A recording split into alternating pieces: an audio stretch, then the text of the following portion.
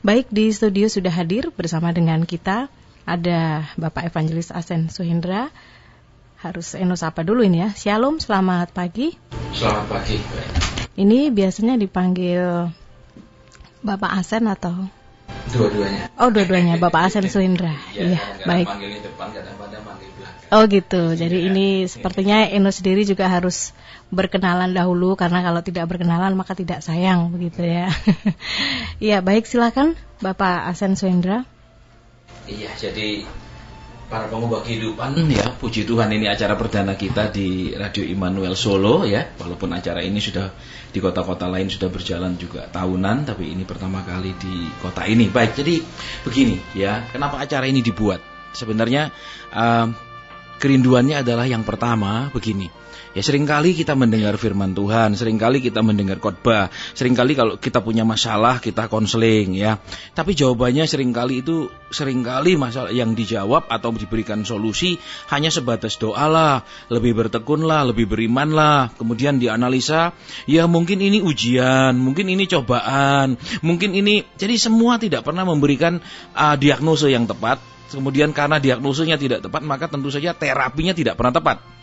Ya, contohnya seperti itu, sehingga kita ada kerinduan ya, supaya ada sebuah acara yang bisa memberikan jawaban yang tepat, yang akurat kepada para anak-anak Tuhan. Contohnya begini ya, di kota lain ya, ada anak Tuhan yang bertanya begini, Pak, saya ada tawaran untuk pindah kerja.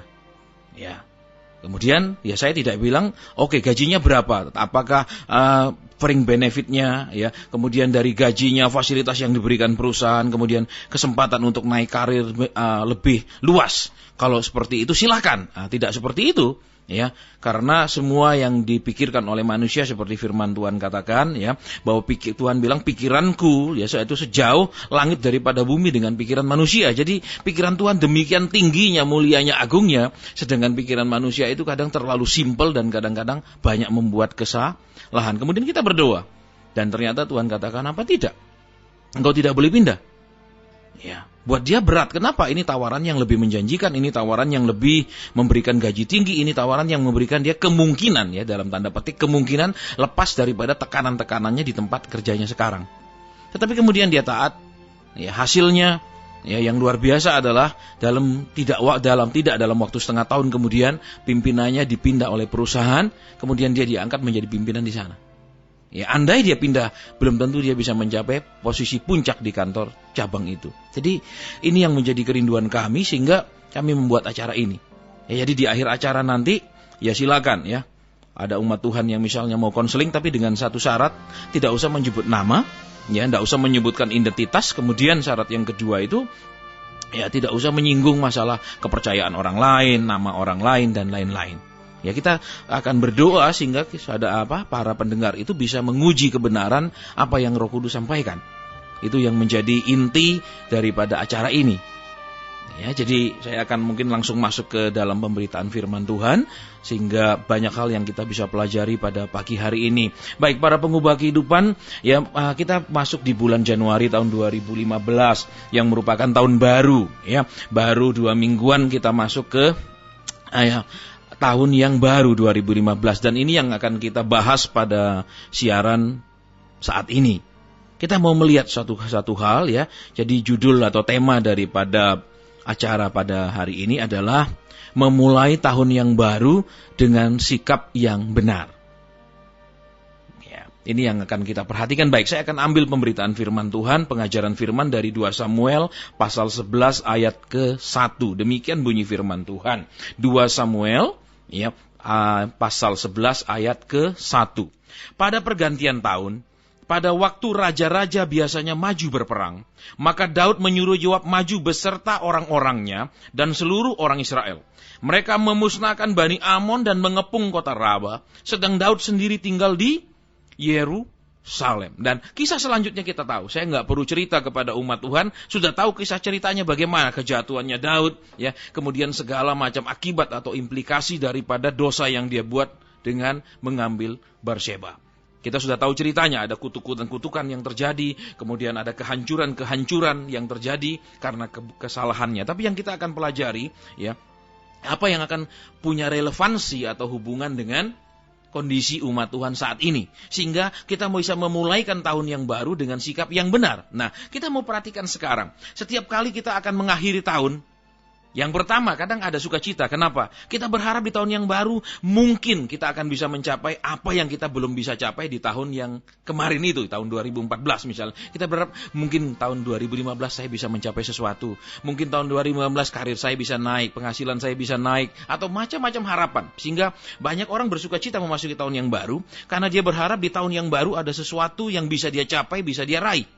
Tetapi juga ada orang yang dikatakan menghabiskan tahun itu, ya, mau masuk tahun yang baru mungkin dengan suasana yang sedih. Kenapa? Sudah 10 tahun saya menunggu.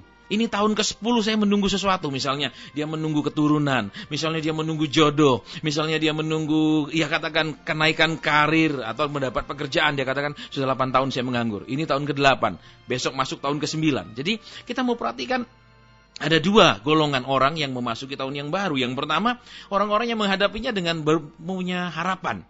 Ya, berharap, ya semoga tahun yang depan, dulu saya didoakan hamba Tuhan, katanya segera Tuhan akan tolong, segera Tuhan akan berkati. Mungkin, oke, tahun 2014 sudah akan segera berakhir. Mungkin tahun 2015, dia masuk dengan harapan, dia masuk dengan sebuah, katakanlah, semangat. Ya, tapi ada juga orang yang masuk tahun yang baru dengan tidak bersemangat. Kenapa? Karena tahun-tahun yang sudah dilewati, tidak ada sesuatu yang harapannya yang menjadi terrealisasi. Ya, ini yang kita mau perhatikan, dan di dalam kasus ini kita mau lihat sekarang, ya, bagaimana kita belajar memasuki tahun-tahun dengan sikap yang benar. Karena banyak orang memasuki tahun-tahun itu, tahun berganti tahun, dia tidak membuat persiapan, tidak bersikap yang benar di awal tahun. Sehingga kenapa? Tahun itu berlalu tanpa ada sesuatu yang istimewa. Waktu berjalan terus, tetapi kita memperhatikan kehidupannya seperti berhenti. Misalnya, karirnya seperti berhenti. Terus kemudian apa? Rumah tangganya seperti rumah tangga yang seperti berhenti lagi manisnya. Tidak ada lagi mesranya, tidak ada lagi sukacitanya. Oke, mereka mungkin masih tinggal serumah, mereka mungkin masih pergi gereja bersama-sama, tetapi kasih di antara mereka sudah tidak ada. Ya, waktu boleh berjalan, tetapi seringkali apa yang kita capai tidak akan jadi semakin mendekat. Nah, kita mau perhatikan ayat ini, kita akan bahas satu persatu, ya. Yang pertama dikatakan pada pergantian tahun. Ya kan? Jadi tahun diakhiri dan diawali. Ya, tentu saja ada sesuatu yang diakhiri untuk mengawali sesuatu, ada juga sesuatu yang harus diawali kemudian akan berakhir. Nah, tetapi kita perhatikan, ya, dalam banyak hidup orang percaya, seringkali yang terjadi tidak terjadi seperti yang kalimat pertama pada pergantian tahun. Ada pergantian, kenapa? Sesuatu diakhiri kemudian mengawali sesuatu. Sesuatu dulunya diawali kemudian diakhiri. Contohnya misalnya, ya, dulu mereka mengawali dengan pertemuan. Katakan mereka bertemu, seorang pria dengan seorang wanita bertemu, kemudian mereka saling jatuh cinta, tertarik satu sama lain, kemudian mereka sepakat untuk membina rumah tangga. Ya kan? Jadi mulai dari mana? Sebuah awal, sebuah pertemuan. Ya kan? Dimulai dari sebuah awal kan? Kemudian apa? Pacaran mereka diakhiri dengan pernikahan. Kemudian sekarang apa? Pernikahan itu mengawali sebuah rumah tangga. Nah, jadi kita mau lihat sekarang kata yang pertama, pada pergantian tahun. Ya, kata yang luar biasa, kata pergantian tahun. Ingat, pergantian tahun selalu ada dua kata, saya perlu ulangi. Yang pertama, sesuatu yang diakhiri untuk mengawali sesuatu. Ya, kemudian sesuatu yang mulai ada awalnya akan segera berakhir pada saat tertentu. Nah, kita akan lihat kembali ayat ini, saya akan khotbah lebih pelan sedikit sehingga ya kadang-kadang hamba Tuhan itu saking bersemangat, saking ingin menyampaikan sesuatu banyak hal, ya khotbahnya terlalu cepat sehingga tidak semua orang bisa berkonsentrasi penuh untuk mendengarkannya. Ya, baik, saya akan pelan-pelan sedikit. Jadi, pada pergantian tahun, kembali di sini coba kita lihat. Saya ambil ilustrasi dari sepasang ya pria dan wanita. Mereka mengawali dengan pertemuan, ya kan, diawali. Terus apa lagi? Diawali dengan pendekatan. Diawali terus dengan apa? Dilanjutkan lagi dengan kemudian pacaran. Kemudian dilanjutkan lagi kesepakatan untuk naik ke pelaminan. Ya, ingat, pacaran diakhiri dengan pernikahan. Tapi pernikahan itu adalah mengawali rumah tangga. Nah, masalahnya sekarang seringkali orang yang mengawali pacaran, kemudian mengakhiri pacaran dengan pernikahan, dan selesai sampai di sana. Berakhir sudah segalanya. Ya, cintanya juga berakhir, yang ada cuma saling menyakiti, saling membenci, ya, kemudian apa, sama-sama saling kecewa. Mereka tidak tahu bahwa sesuatu yang diawali mesti ada akhirnya. Kemudian sesuatu diakhiri, mesti ada sesuatu awal yang baru lagi. Ya, jadi ini yang seringkali terjadi dalam hidup orang percaya. Contohnya lagi dalam rumah tangga, ya. Mungkin mereka mengawali, ya, suatu hari mereka bertengkar. Ya, diawali dengan sebuah pertengkaran kecil, kemudian sama-sama tidak mau mengalah, ya. Ingat, Alkitab katakan, ya, pertengkaran supaya tidak membesar adalah semua harus diselesaikan sebelum matahari terbenam. Ya, Tuhan tidak bilang kamu tidak boleh marah sedikit pun. Ya, tentu saja saya percaya ya, para pengubah kehidupan yang sedang mendengarkan siaran ini, tidak ada satu pun atau sepasang suami istri ya yang sudah menikah 20 tahun yang tidak pernah rasa marah, jengkel, gemes kepada pasangannya. Ya, pasti semua pernah mengalaminya. Tapi Tuhan katakan tidak boleh sampai matahari terbenam. Berarti apa? Ada batasnya. Karena kenapa? Ketika kita mengawali, Tuhan bilang cepat diakhiri. Hal-hal yang buruk cepat diakhiri. Ya, kenapa kalau kita bilang harus hanya boleh kalau marah sampai matahari terbenam? Karena sistem penghitungan waktu orang Israel itu berbeda dengan bangsa lain. Ya, kalau bangsa lain itu selalu akhir dari satu hari itu dimulai pada jam 12 tengah malam lebih 01 detik. Itu hari yang baru. Kemudian diakhiri pada tepat jam 12 malam. Nah, kalau orang Israel itu selalu diakhiri jam 6 sore. Sesudah jam 6 sore itu hari yang lain. Jadi hari dimulai dari mana? Kegelapan menuju terang. Kalau dari kita, jadi itu berbedanya di situ. Ya. Jadi kalau kita lihat sekarang, ya, kita mulai dengan pertengkaran misalnya. Terus apa? Harus segera diakhiri. Tapi banyak tidak mengakhirinya sehingga berlanjut dari pertengkaran kecil. Biasanya kalau di dalam hubungan suami istri, kalau sudah bertengkar berhari-hari, terus sama-sama tidak menyelesaikannya, itu menjadi besar dan seringkali tidak bisa dipulihkan kembali. Tapi kalau masih kecil dipulih, malam itu mereka rekonsiliasi, berdoa bareng, selesai sampai di sana. Tapi kalau ditunda berhari-hari, kadang-kadang menjadi dingin, seringkali berakhir dengan perceraian dan perpisahan. Jadi yang pertama dulu ya, para pengubah kehidupan. Kenapa saya sebut acara ini juga saya menyapanya dengan nama pengubah kehidupan? Ya karena sebenarnya kita mesti sadari, tidak semua hal yang kita anggap masalah di dalam hidup kita sebenarnya adalah masalah. Karena kenapa?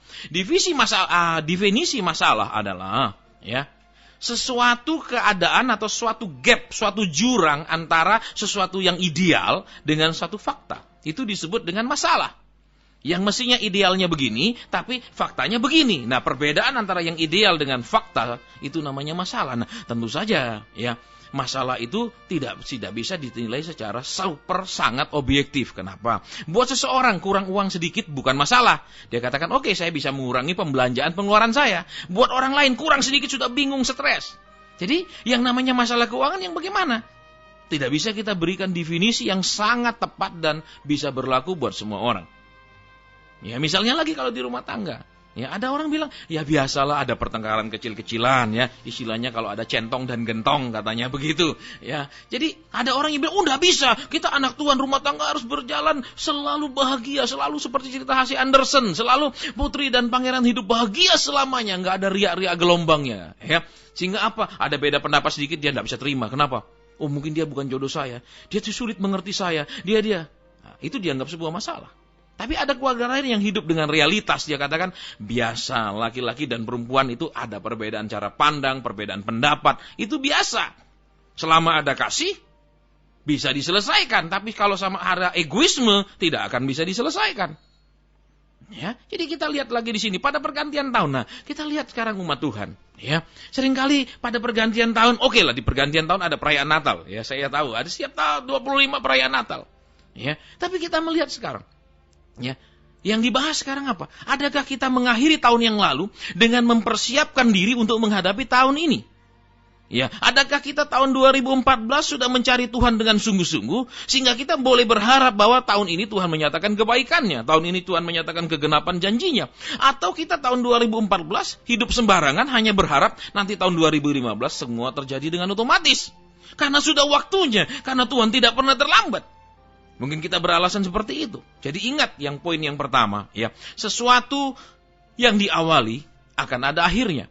Kehidupan kita diawali dengan ketika ibu kita mengandung. Kita ada di dalam kandungan, bertumbuh. Kemudian kita lahir ke bumi, diawali dengan apa? Kelahiran kita mengawali kehidupan kita di bumi. Kemudian kematian kita mengakhiri kehidupan kita di bumi. Tapi menjadi akhir, kemudian kalau kita hidup benar, kita dijemput oleh para malaikat untuk bertemu dengan Tuhan. Jadi ada awalnya lagi, awal kehidupan di surga. Nah, jadi ini yang menjadi masalah apa? Kita seringkali sudah mengawali hidup kita sebagai orang percaya. Ya, tetapi tahun demi tahun tidak kita akhiri dengan pertumbuhan rohani. Tahun demi tahun tidak kita akhiri dengan kedekatan lebih dengan Tuhan. Ketaatan yang lebih. Ya cuman kita jadi pengunjung yang baik lah. Oke, saya datang duduk dengar. Ya saya dengar, oh khotbahnya bagus, khotbahnya oke. Wah dia hebat sekali, dia diurapi Tuhan. Kemudian mungkin kita datang KKR, kita lihat sembuhan. Wah luar biasa Tuhan kita. Tapi seringkali Tuhan kita tidak luar biasa dalam hidup kita. Dia bisa mengubah orang lain, orang buta jadi melihat. Tapi seringkali dia belum bisa merubah kita. Yang terus-terusan buta atas kehendak Tuhan. Terus-terusan buta atas rencana Tuhan. Ya, terus-terusan membutakan hati terhadap teguran Tuhan. Jadi kita lihat kembali pergantian tahun. Banyak orang seringkali tersiapannya mengawali tahun itu hanya dengan harapan. Ya semoga tahun depan, semoga tahun depan.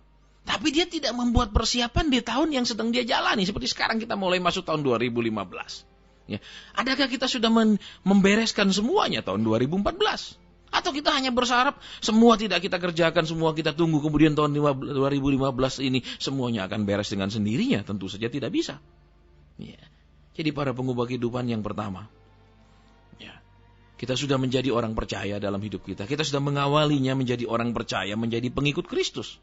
Terus bagaimana? Mari kita lanjutkan hidup dalam ketaatan. Mari kita lanjutkan hidup dalam pengajaran yang sehat. Kita tahu Yesus datang sebagai juru selamat, tapi kemudian sesudah dia mati, dia naik ke surga, dia menjadi raja. Jadi apa? Sesudah kita menerima karya keselamatan, sekarang kelanjutannya mari jadikan Yesus raja. Taati dia, dengarkan dia. Ya, firman-Nya bukanlah hanya sekedar nasihat, tapi firman-Nya adalah perintah. Nah, seringkali orang Kristen memperlakukan firman Tuhan itu cuma sebagai advice. Ya, advice apa? Ya, itu nasihat, saya boleh lakukan, atau ya kalau terlalu sulit tidak saya lakukan. Maaf, saya nggak bisa. Kita memperlakukannya, kita tidak menghargakan perkataan Tuhan sebagai sebuah perintah. Kita hanya menghargakannya sebagai sebuah nasihat yang boleh terima, tapi juga boleh kita tolak. Jadi kita mengawali sesuatu tapi kita tidak melanjutkannya. Sehingga apa? Karena kita mengawali tapi tidak melanjutkannya, yang terjadi adalah ya, kita tidak melihat kebaikan Tuhan. Kita tidak melihat janji-janji Tuhan terjadi dalam hidup kita. Katanya dia datang untuk memberi segala kelimpahan. Di rumah tangga limpah bahagianya, limpah tertawanya, limpah saling pengertiannya. Yang ada semua kurang.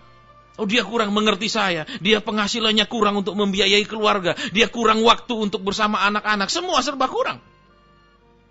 Ya, kita kembali ke sini, kebenaran firman Tuhan. Ya. Ada sesuatu yang harus diakhiri, berarti ada sesuatu yang harus diawali. Udah kita percaya Tuhan, kita harus mengakhiri hidup kita untuk diri sendiri. Mengakhiri sikap kita, konsep kita tentang Tuhan. Yang penting saya sudah punya Tuhan. Sekarang setiap kebutuhan saya harus dikirim oleh Tuhan, diadakan oleh Tuhan. Saya sudah jadi anak Tuhan. Terus saya berhak mengklaim janji Tuhan. Tapi saya nggak bisa diatur Tuhan. Ya, kembali ke sini. Banyak orang Kristen seperti ini. Ya, mereka berharap kalau lagi hidup senang, sukses, Tuhan boleh dijauhi. Ya, ibadah kapan sempat, kapan ada waktu, kapan minat. Tapi kalau sudah dalam kesesakan, ya, selalu rajin kemudian. Ya, kita tahu secara psikologi, orang yang punya masalah besar, orang yang dalam tekanan itu menjadi orang yang lebih religius, tetapi kembali untuk sementara. Ya. Baik, itu poin pertama dulu yang kita pelajari. Jadi, ya, pergantian. Ingat, ada awal, ada akhir. Sesuatu diakhiri untuk mengawali sesuatu yang baru. Ya, yang kedua kita perhatikan. Pada waktu raja-raja biasanya maju berperang, maka Daud menyuruh Yoab maju bersama orang-orangnya. Kita perhatikan kalimat yang menarik. Pada waktu raja-raja biasanya maju berperang, maka Daud menyuruh Yoab. Nah, poin yang kita pelajari pada ayat ini adalah tidak dikatakan oleh firman Tuhan pada waktu kerajaan demi kerajaan biasa berperang. Ya, ini terjadi, kita tahu. Ya. Kapan terjadinya? Sekitar tahun 1000 sebelum Masehi. Ya, ada peperangan demi peperangan. Nah, apa yang kita bisa pelajari dari ayat di sini? Ya, raja-raja biasanya maju. Nah, Daud adalah raja, Yoab cuma seorang panglima. Tetapi kita lihat Daud bukan dia yang maju, tapi dia suruh Yoab. Dan bukan hanya Yoab saja, tapi dikatakan Daud menyuruh Yoab maju beserta orang-orangnya dan seluruh orang Israel. Ada hal yang menarik di situ. Dia sebagai raja, dia menyuruh semua mengerahkan kekuatannya, sementara dia sebagai raja tidak menunjukkan kemampuannya memimpin, tidak menunjukkan ya komitmennya sebagai seorang pemimpin. Nah, poin yang kedua kita perhatikan, misalnya di dalam rumah tangga. Ya, seorang bapak bisa bilang, ketika dia pulang dia mungkin tidak ingin dengar laporan dari istrinya, "Pak, anakmu yang kedua tuh kalau dimukul adiknya misalnya, atau anakmu yang pertama itu nggak mau belajar." Dia nggak mau dengar, dia mau bilang, "Aku lelah cari duit, aku pulang aku mau dengar semuanya beres." Ya, aku cuma mau dengar semuanya sudah semua dari pagi sampai sore sudah baik, mereka pulang sekolah, mereka sudah kerjakan PR mereka. Ya, apalagi kalau istrinya bilang, "Pak, itu nggak ngerjain PR tuh, nunggu kamu." Nah, misalnya dia bilang, "Kenapa bukan kamu saja yang kerjakan? Aku sudah lelah cari uang." Nah, kita lihat ayat poin yang kedua di sini. Pada waktu raja-raja maju berperang, maka Daud menyuruh Yoab. Nah, kita lihat dalam rumah tangga sekarang. Ya, yang terjadi apa? Ya, seringkali seorang pimpinan, ya raja di rumah tangga kan suami. Dia akan bilang, "Pokoknya itu loh, kamu sebagai istri, kamu yang ngurus anak-anak." Terus dikatakan di sini, dan seluruh rakyat. Terus dia bilang, "Anak-anak, sudah kamu dengar mama kamu." Ya, padahal kan anak-anak juga ingin dekat dengan bapaknya, ingin dekat dengan bukan hanya ibunya, tapi dengan bapaknya. Tapi si bapak merasa, "Sudah kamu urusan sama ibumu sana, semua uang sudah aku berikan ke ibumu, kau minta apa?" Padahal kebutuhan manusia tentu saja bukan hanya uang. Ya, seorang anak bukan hanya perlu uang saku ke sekolah, bukan hanya perlu diantar ke sekolah, dibayarkan uang sekolah dan lain-lain. Dia perlu waktu untuk bersama dengan orang tuanya. Ya, dan beberapa hari lalu saya baca di Kompas, dikatakan anak yang dari kecil dekat dengan papanya, itu disurvei, anak-anak itu ketika dewasa menjadi anak-anak yang biasanya lebih kuat, lebih tegar, dan biasanya lebih punya kemampuan untuk mengatasi masalah kehidupan. Ya, jadi kita mau lihat poin yang kedua di sini apa? Ya, Daud sebagai pemimpin, Alkitab bilang pada waktu raja-raja, biasanya raja-raja, bukan panglima-panglima, tapi Daud menyerahkannya kepada panglimanya. Nah, banyak keluarga seperti itu. Misalnya dalam rumah tangga juga banyak ibu bilang, "Pak, aku tidak bisa atasi anakmu, kamu yang urus." Ya, jadi kenapa? Dia serahkan semua ke suaminya. Sehingga akan kelihatan apa? Oh, anak-anak bisa nilai, oh keputusan semua di tangan papa, mama nggak ada suara apapun. Sehingga lebih baik aku baikin papa daripada baikin mama nggak ada hasilnya. Kenapa? Papa punya hak veto di dalam. Sehingga hormat daripada si anak kepada mamanya hilang. Terus apa? Dia nggak respect lagi karena dia bilang semua keputusan papa. Ya, jadi kita mau lihat di sini apa? Daud sebagai pemimpin sudah bersikap kurang benar. Ya, dia tidak mengambil tanggung jawab. Ini yang pertama. Dia tidak memberikan keteladanan. Itu yang kedua. Ya, yang ketiga, dia hanya menyerahkan tanggung jawab kepada orang lain, tapi ingin menikmati hasilnya. Ini banyak terjadi. Contohnya lagi misalnya, ya, di banyak tempat saya ketemu. "Mari, Natal kita butuh dana sekian." Nah, seringkali seperti ini. Ada perayaan Natal, ada butuh pemain tamburin punya seragam baru, butuh dekorasi, butuh ini. Mari sudah keluarkan duit. Ya, padahal dari setiap hari Minggu ada pengumpulan persembahan. Setiap awal bulan ada pengumpulan perpuluhan. Terus yang setiap bulan itu kemana? Masa cuma bayar dekorasi mesti minta duit lagi, ya kan? Terus ada perayaan Paskah, mesti ada telur Paskah, minta jemaat bawa lagi. Itu tidak memberikan keteladanan. Ya kan? Hanya menuntut. Jadi kita lihat poin yang kedua, bagaimana memulaikan tahun yang baru supaya kita tidak jatuh dan gagal di tahun yang baru. Ya. Poin yang kedua.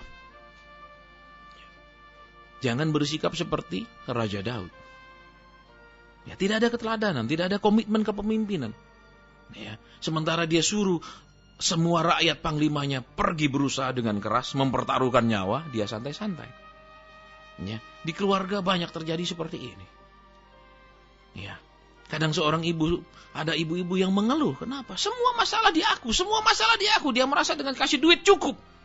Aku nggak bisa diskusi dengan dia tentang anaknya. Ya, kalau aku bicara tentang anaknya, lapor, dia marah, dia katakan aku yang tidak bisa mendidik. Kita mau lihat kebenaran di sini. Ya. Adakah kita memulai tahun yang baru dengan hanya menuntut hasil, tapi tidak mau bekerja? Kita memulai tahun yang baru dengan mewakilkan segala sesuatu, tapi hasil nanti kita nikmati. Ya.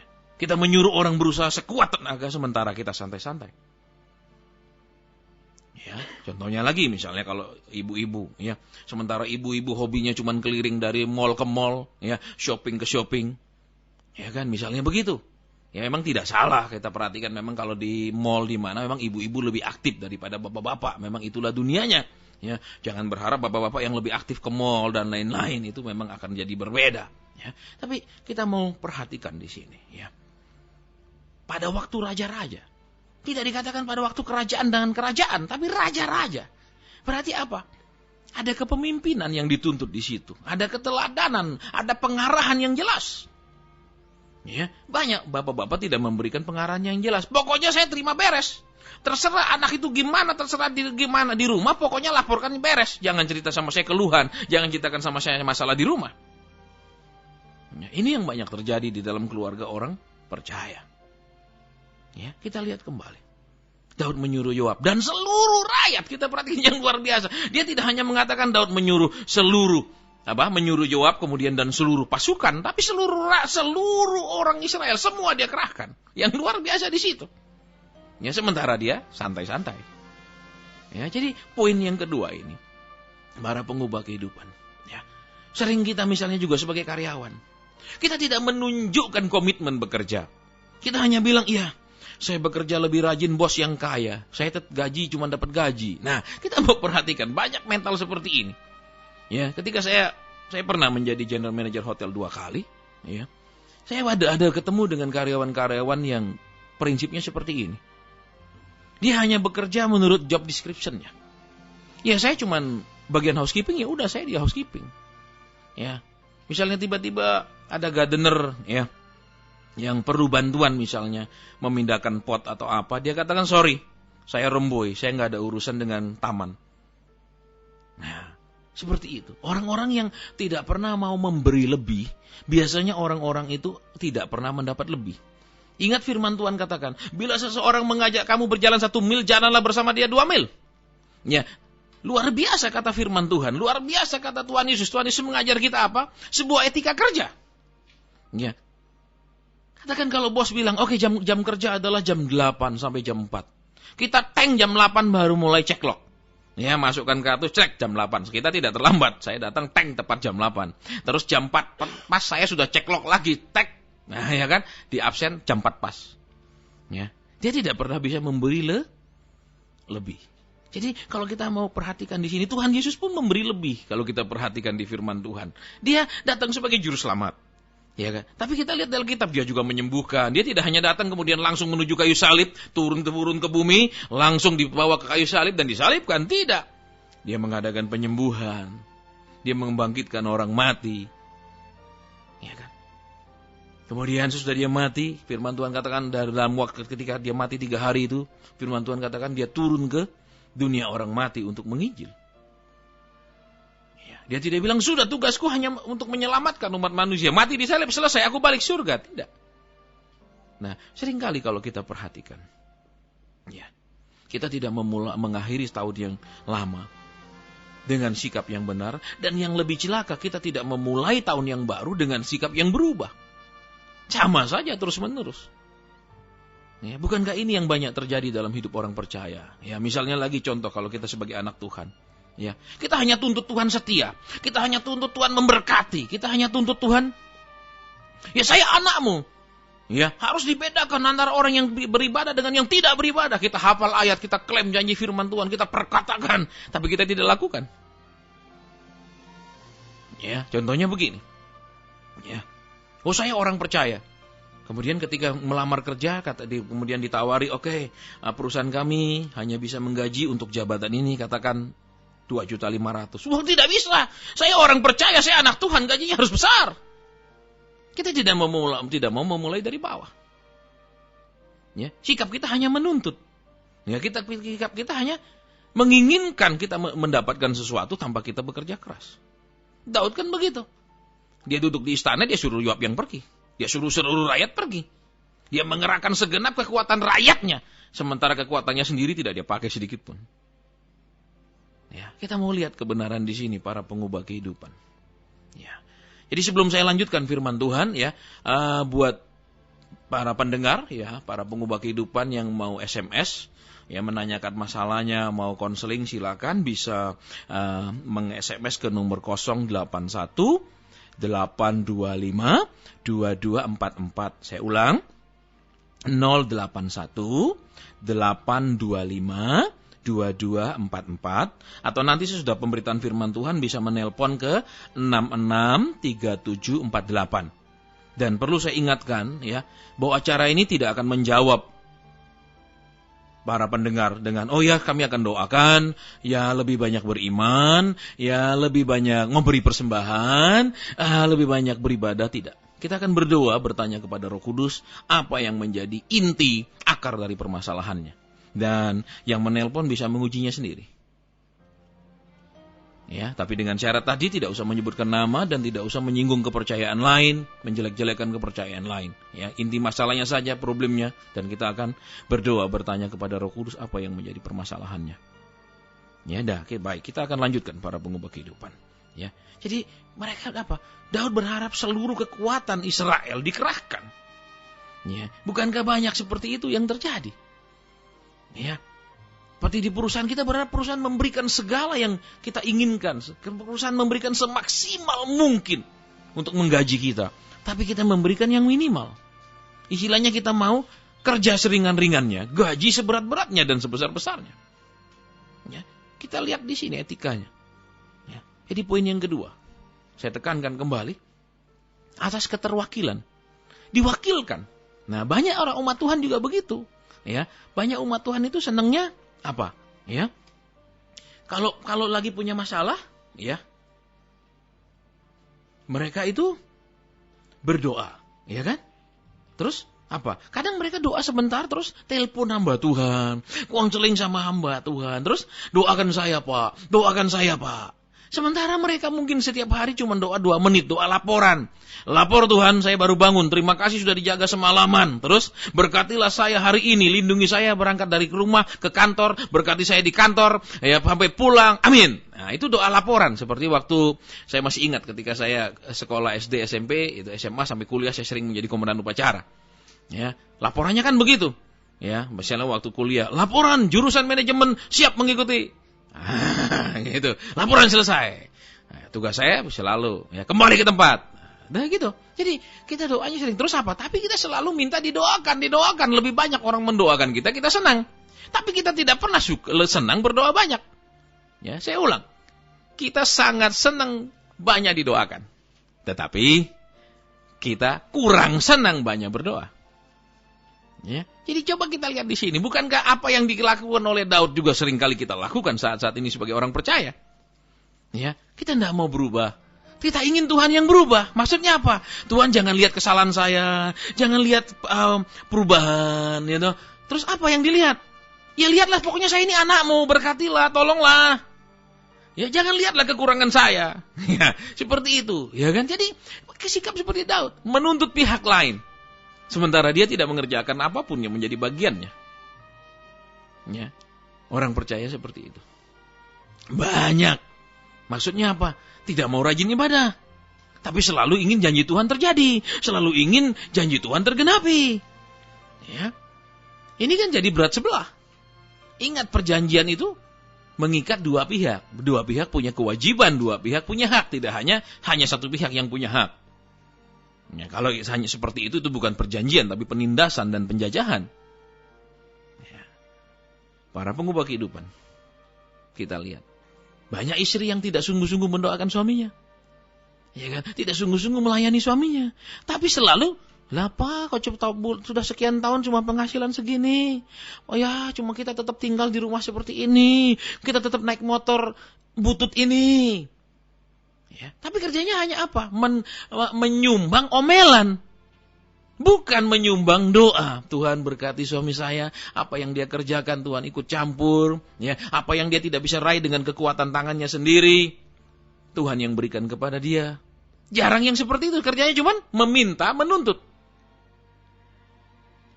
Ya, terus kalau tidak terjadi mengomel. Ya. Para pengubah kehidupan. Poin yang ketiga. Daud menyuruh Yoab maju beserta orang-orangnya dan seluruh orang Israel. Mereka memusnahkan Bani Amon dan mengepung kota Raba. Sedang Daud sendiri tinggal di Yerusalem. Kita lihat prinsipnya. Mungkin, ya, pendelegasian tugas, kekuasaan, tanggung jawab bisa berhasil. Mungkin. Ya, kalau kita selalu menegasikan segala sesuatu, ya, kita selalu menyuruh orang lain yang mengerjakannya, kita selalu menuntut orang lain yang membereskannya. Ya. Kita mau perhatikan di sini.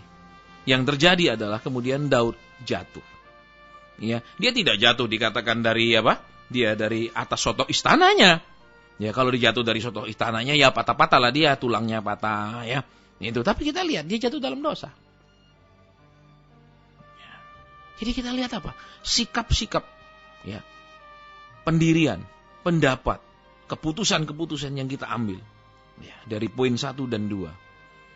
Ya, ini poin yang ketiga. Oke, mereka berhasil, pasukannya berhasil, ya. Tapi sementara pasukan itu berhasil, Daud bukannya berhasil, dia menuju sebuah kegagalan. Ya, banyak orang dia berhasil secara ekonomi.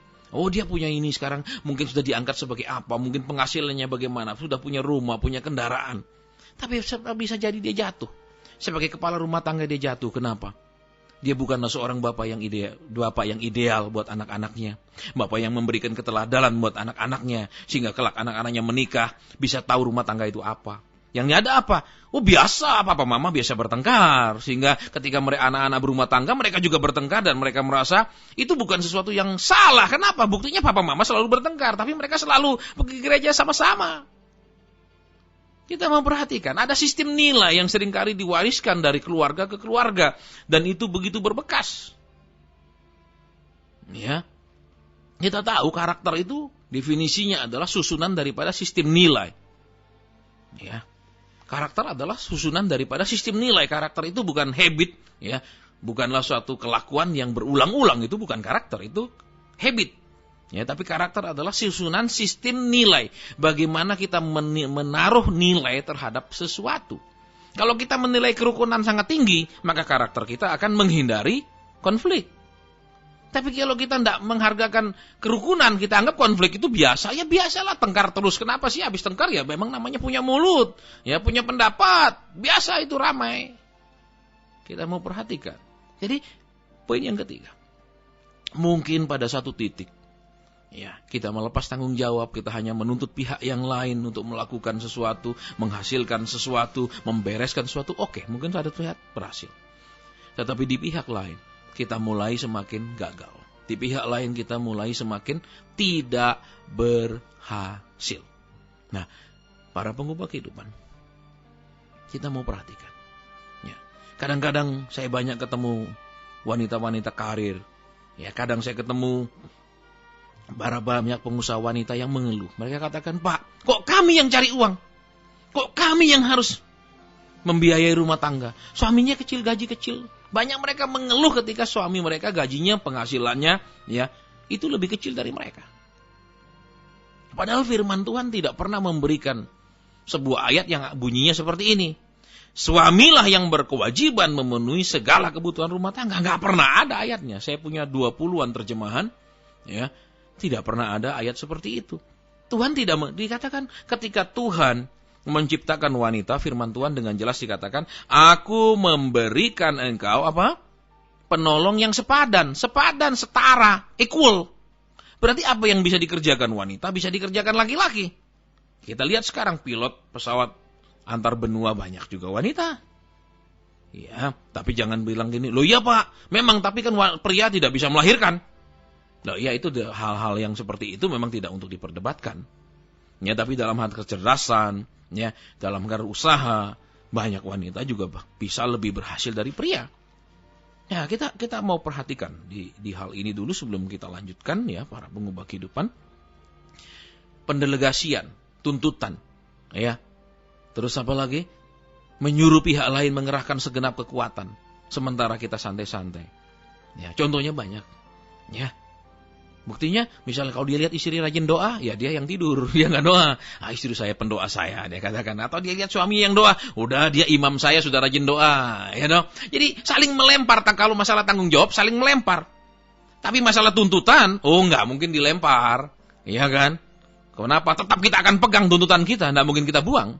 Tapi kalau masalah tanggung jawab kita serahkan ke orang lain dengan cepat. Tapi kalau tuntutan kita nggak mau serahkan tuntutan kita bilang, oke, saya nggak nuntut lagi. Kita akan pertahankan tuntutan kita kepada pasangan kita. Ya, para pengubah kehidupan. Kalau kita perhatikan kebenaran di sini. Ya. Firman Tuhan katakan, mereka bersukses memusnahkan Bani Amon dan mengepung kota Raba. Tetapi lihat hasilnya. Ya.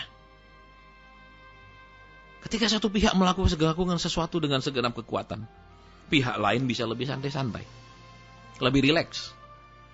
Ya, saya pernah ketemu dengan satu orang ibu dalam satu tempat ibadah. Ya, sudah firman Tuhan dia, Pak, doakan saya. Kenapa? Nah, suami saya selingkuh, Pak. Baik, kita berdoa. Saya tidak katakan, oh ya kalau suami ibu selingkuh berarti pasti ibu nggak melayani dia dengan baik. Pasti ibu bukan seorang istri yang baik. Tidak. Ya, memang kadang-kadang ya sebab pihak laki-laki seringkali menilainya kalau sampai seorang suami selingkuh itu pasti istrinya nggak benar. Pasti istrinya nggak melayani, pasti istrinya tidak istilahnya mungkin mengeramut suaminya dan lain-lain. Penghakimannya begitu mudah. Ya, padahal mungkin istrinya sudah mengerahkan segenap kekuatannya, ya, sudah mengalah dan sudah melakukan segala yang terbaik. Tapi memang kalau suaminya hidup nggak sungguh-sungguh ya seperti itu. Kita berdoa, ya. Kemudian waktu berdoa Tuhan katakan apa? Dia tidak pernah mendoakan suaminya. Saya uji, saya katakan maaf ibu. Roh Kudus katakan ibu tidak pernah mendoakan suami ibu. Dia katakan, loh kita sudah sama-sama di dalam Tuhan, buat apa saya doakan? Ya. Pada pengubah kehidupan orang-orang percaya. Ketika engkau dan saya sudah menjadi orang percaya, bukan berarti engkau boleh ya meninggalkan kehidupan doa. Berarti semua akan terjadi dengan otomatis.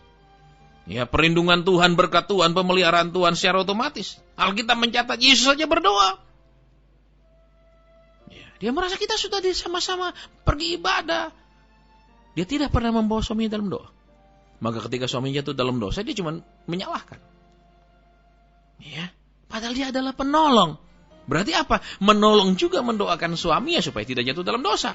Bukan hanya menolong, maaf kata, untuk menghabiskan penghasilan suaminya tiap bulan. Ya, kita mau lihat kebenaran di sini. Daud menjadi jatuh. Ya. Oke, ketika satu pihak mungkin mengerahkan segenap kekuatannya, ya, untuk memenuhi harapan pihak lain. Oke, dia berhasil. Contohnya, ya, rumah tangga yang tidak pernah bertengkar, bukan berarti rumah tangga itu pasti rukun tentram. Bisa jadi salah satu ngempet, salah satu menahan diri supaya tidak terjadi pertengkaran. Ya, saya sering sampaikan, jangan berpikiran kalau rumah tangga tidak ada pertengkaran. Itu pasti karena ada kemesraan, belum tentu. Bisa jadi ada kesesakan yang disembunyikan. Ya, seringkali kalau salah satu pihak diam, tidak mengungkapkannya, ya, tidak mengatakannya, biasanya bisa jalan terus tanpa ada pertengkaran. Tetapi bukan berarti tidak ada gelombang dan badai di dalam, ya, para pengubah kehidupan. Bagaimana kita memulai tahun yang baru ini? Sudahkah tahun lalu kita bersikap benar? Atau hanya menuntut?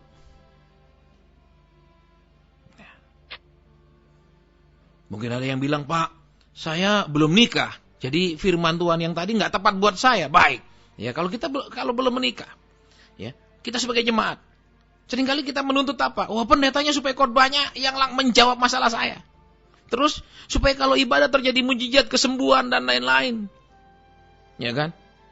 Ada alasan, ya memang ada juga hamba Tuhan alasan, ya maaf saya memang tidak dipakai dalam karunia kesembuhan. Padahal firman Tuhan dengan jelas katakan karunia kesembuhan itu adalah karunia umum setiap orang Kristen. Kan Yesus katakan, sembuhkanlah orang sakit. Dengan jelas dia katakan sembuhkanlah orang sakit. Dia tidak katakan, hai Rasul sembuhkan orang sakit. Tidak dikatakan Rasul-Rasul saja. Tapi dia katakan sembuh. Dan firman Tuhan dengan jelas katakan, barang siapa yang percaya kepadanya bisa melakukan apa yang dia lakukan. Nah, kita semua orang percaya. Tapi kalau mau terjadi kesembuhan, kita mesti undang Benny Hid datang. Kita mesti undang hamba Tuhan Reinhard Bun ke datang. Baru ada kesembuhan. Ya.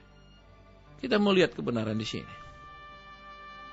Daud mengakhiri tahun dan memulai tahun. Alkitab tidak katakan pada awal tahun, tapi pada pergantian tahun. Ya, pada pergantian tahun. Berarti dia mengakhiri dan mengawalinya, ya kan?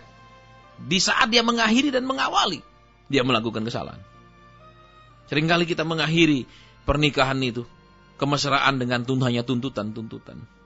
Seringkali kita mengawali kehancuran rumah tangga dengan hanya menuntut pihak lain yang mengerjakan segala sesuatu, membereskan segala sesuatu. Ya. Kita lihat kebenaran di sini pagi ini. Ya. Kemudian kita akan lanjutkan. Ya. Ayat 2. Sekali peristiwa pada waktu petang, ketika Daud bangun dari tempat pembaringannya. Ya, kita tidak tahu apakah Daud ini suka tidur siang. Ya, kalau tidur siang, kalau di Eropa namanya siesta.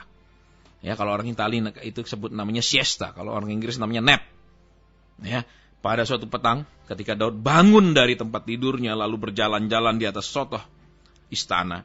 Tampak kepadanya dari atas sotoh itu seorang perempuan sedang mandi. Perempuan itu sangat elok rupanya. Yang menarik, kita tahu, ya, saya yakin 1.000.000% bahwa tempat mandi itu tidak dibuat instan hari itu. Atau tidak baru jadi hari itu, sehingga Batseba baru mencoba mandi pertama kali mandi di situ. Saya yakin tempat mandi itu sudah ada sangat lama. Ya. Kenapa seperti itu? Kita mau perhatikan. Ya. Jalan-jalan di soto rumah, ketika dia ada di ketinggian, kan? Di soto rumah, kan? Soto rumah tinggi. Ya. Tampak kepadanya dari atas soto itu seorang perempuan sedang mandi. Nah, apa yang terjadi di situ? Di poin selanjutnya, poin keempat yang kita pelajari, ya. Ketika kita santai, ingat kenyamanan adalah pembunuh iman. Ingat ketika kita berhasil, kadang Bapa Surgawi gagal dalam hidup kita. Kenapa? Ketika orang berhasil dalam pekerjaannya, ketika orang berhasil dalam usahanya, seringkali Bapa Surgawi gagal memproses orang itu, gagal membentuk orang itu. Tapi ketika orang itu gagal, maka itu kesempatan Bapa Surgawi untuk membentuk orang itu. Ya. Maka orang itu akan datang berdoa pagi-pagi, siang akan berdoa, malam akan berdoa. Apa kata firman Tuhan? Dia katakan amin, amin, amin. Dia akan mudah diajar. Tapi kalau dia berhasil, dia akan bilang, apa itu teguran? Ya, kalau saya ada salah, tidak mungkin saya berhasil seperti ini. Tuhan tidak akan memberkati orang berdosa.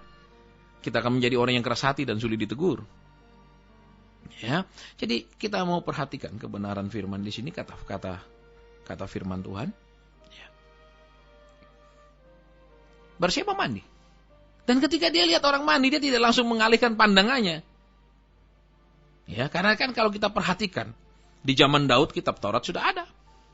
Ya, itu kan ditulis zaman Musa tahun 1500 sebelum Masehi, sedangkan Daud 1000 sebelum Masehi, 500 tahun kemudian. Ya kan? Itu ada di kitab Imamat, tidak boleh memandang aurat yang bukan istrinya. Ya. Tapi dia tidak mengalihkan pandangannya ke sana, bahkan dia melanjutkannya. Kita tahu ayat-ayat di bawahnya kemudian dilanjutkan. Apakah kemudian saat ini kita mengakhiri tahun dan mengawali tahun? Kita tahu sesuatu yang salah, tapi kita lanjutkan. Ya itulah saya, wes. Akhirnya mungkin, ya wes, apa kasarnya dari sananya yang gini ini. Ya, kita tahu salah, kita lanjutkan. Kita tahu itu tidak benar, kita berdalih, membela diri, mengadakan pembenaran diri sendiri. Iya. Daud lihat, dia bukan mengalihkan pandangannya dan turun dari soto rumah. Dia lanjutkan panggil anak buahnya. Membawa perempuan itu, dari dia lihat jauh, dia suruh bawa datang untuk lebih dekat lagi. Adakah kita mengakhiri tahun? Kita tahu kesalahan kita. Kita tahu apa yang harus kita perbaiki, tapi kita tidak lakukan. Dan kita bawa itu dengan mengawali tahun yang baru 2015. Ya. Jadi kalau kita lihat ayat-ayat di sini, firman Tuhan dengan jelas katakan, ya, jangan menuntut pihak lain. Nah, banyak rumah tangga terjadi hanya saling menuntut. Mari kerjakan bagian kita masing-masing, saling menolong untuk mengerjakan bagian pasangan kita. Pasti damai, pasti harmonis. Tidak hanya menuntut. Kamu mesti ngerti aku. Katakan, banyak suami merasa, kamu mesti ngerti aku. Istri juga kadang menuntut, kamu mesti ngerti aku. Dua-dua saling menuntut. Terus siapa yang harus memulai untuk mengerti pasangannya? Ada yang bilang, aku sudah mengerti kamu. Nah, merasa sudah. Ya saya yakin para pengubah kehidupan yang sedang mendengarkan siaran ini, tidak ada satupun yang ketika sekolah dulu, entah SD, SMP, SMA, entah kuliah, sesudah ada ulangan disuruh memeriksa ulangnya sendiri. Pasti tidak ada. Paling gurunya katakan, anak-anak, sudah semua? Oke, baik, sekarang tukar dengan sebelahmu. Nah, mulai sama-sama memeriksa. Tidak mungkin disuruh memeriksa ulangnya sendiri. Nah, banyak kita sebagai orang percaya, kita menilai kita sudah baik menurut kita. Kita menilai kita sudah melakukan bagian kita, menurut kita. Menurut diri sendiri. Kita menjadi murid sekaligus menjadi gurunya. Ya, untuk memberi nilai, oh saya 10 nih, saya 10. Ya, kita tidak menjadi orang yang jujur dalam hidup ini. Yang bisa menilai kita adalah pasangan kita, bukan diri kita sendiri. Ya. Makanya ada satu WhatsApp yang saya terima beberapa waktu lalu dikatakan, ya, kekuatan seorang laki-laki itu dilihat daripada berapa lebar senyum istrinya. Ya, semakin istrinya itu tersenyum bahagia, laki-laki ini adalah laki-laki yang luar biasa. Tapi kalau semakin istrinya ini berusaha untuk tersenyum, maka semakin laki-laki ini dahsyat, ya, keburukannya. Jadi kita mau lihat para pengubah kehidupan. Ya. Daud mengakhiri dan mengawali. Tahu salah, malah dilanjutkan. Tahu salah, diteruskan. Dia tidak menghentikannya. Dia kalau sudah lihat jauh, dia bilang panggil, dia ingin lebih dekat lagi. Ya. Berapa banyak kita seperti orang percaya. Mungkin tahu, ya saya bapak yang kurang meluangkan waktu buat anak-anak saya. Tapi kita lanjutkan terus.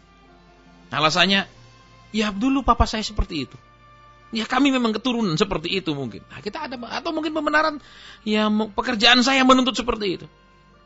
Saya yakin gak ada satupun perusahaan yang mempekerjakan orang 24 jam satu hari. Ya, semua kita diberikan 24 jam sehari, tergantung kita memakainya.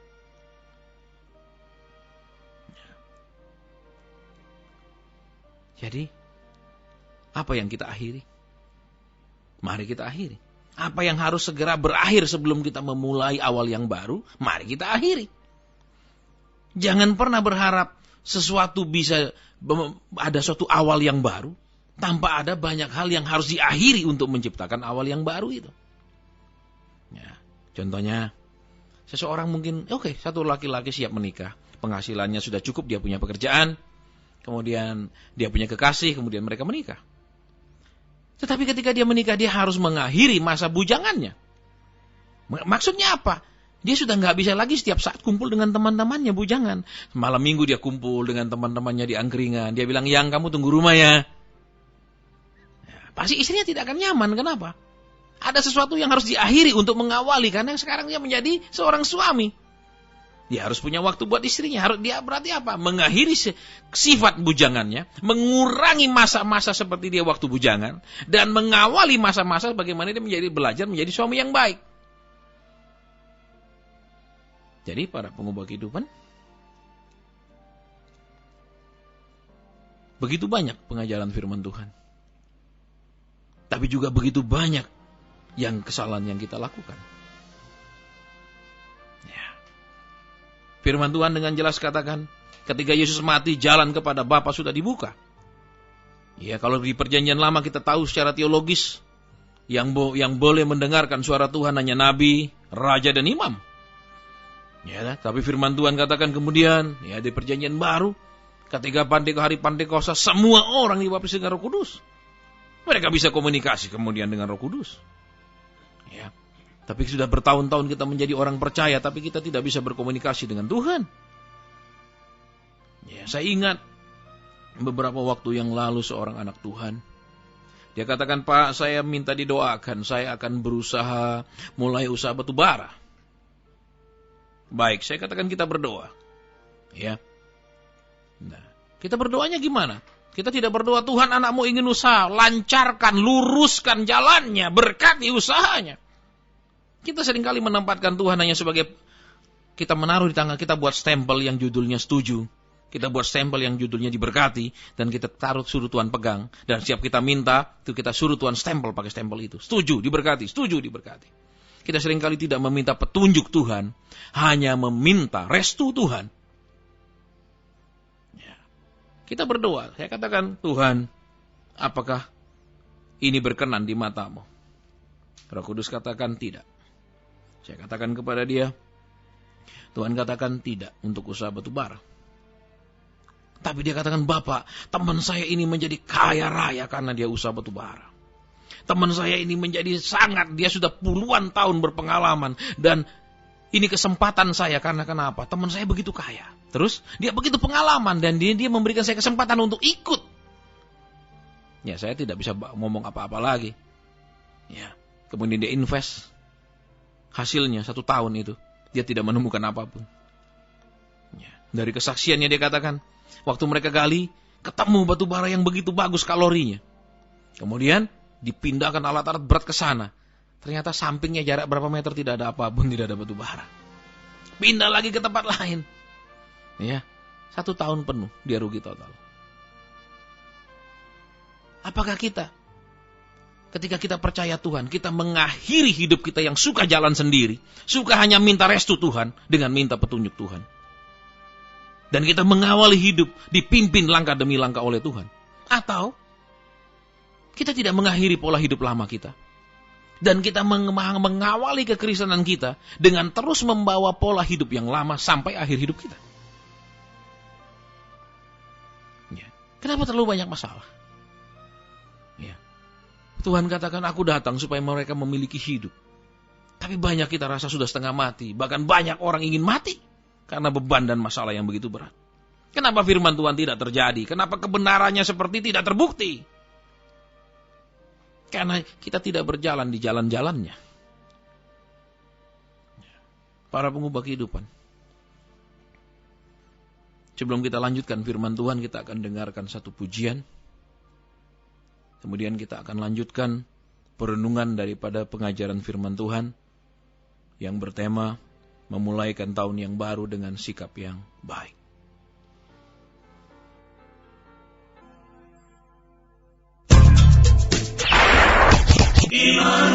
Especially for you.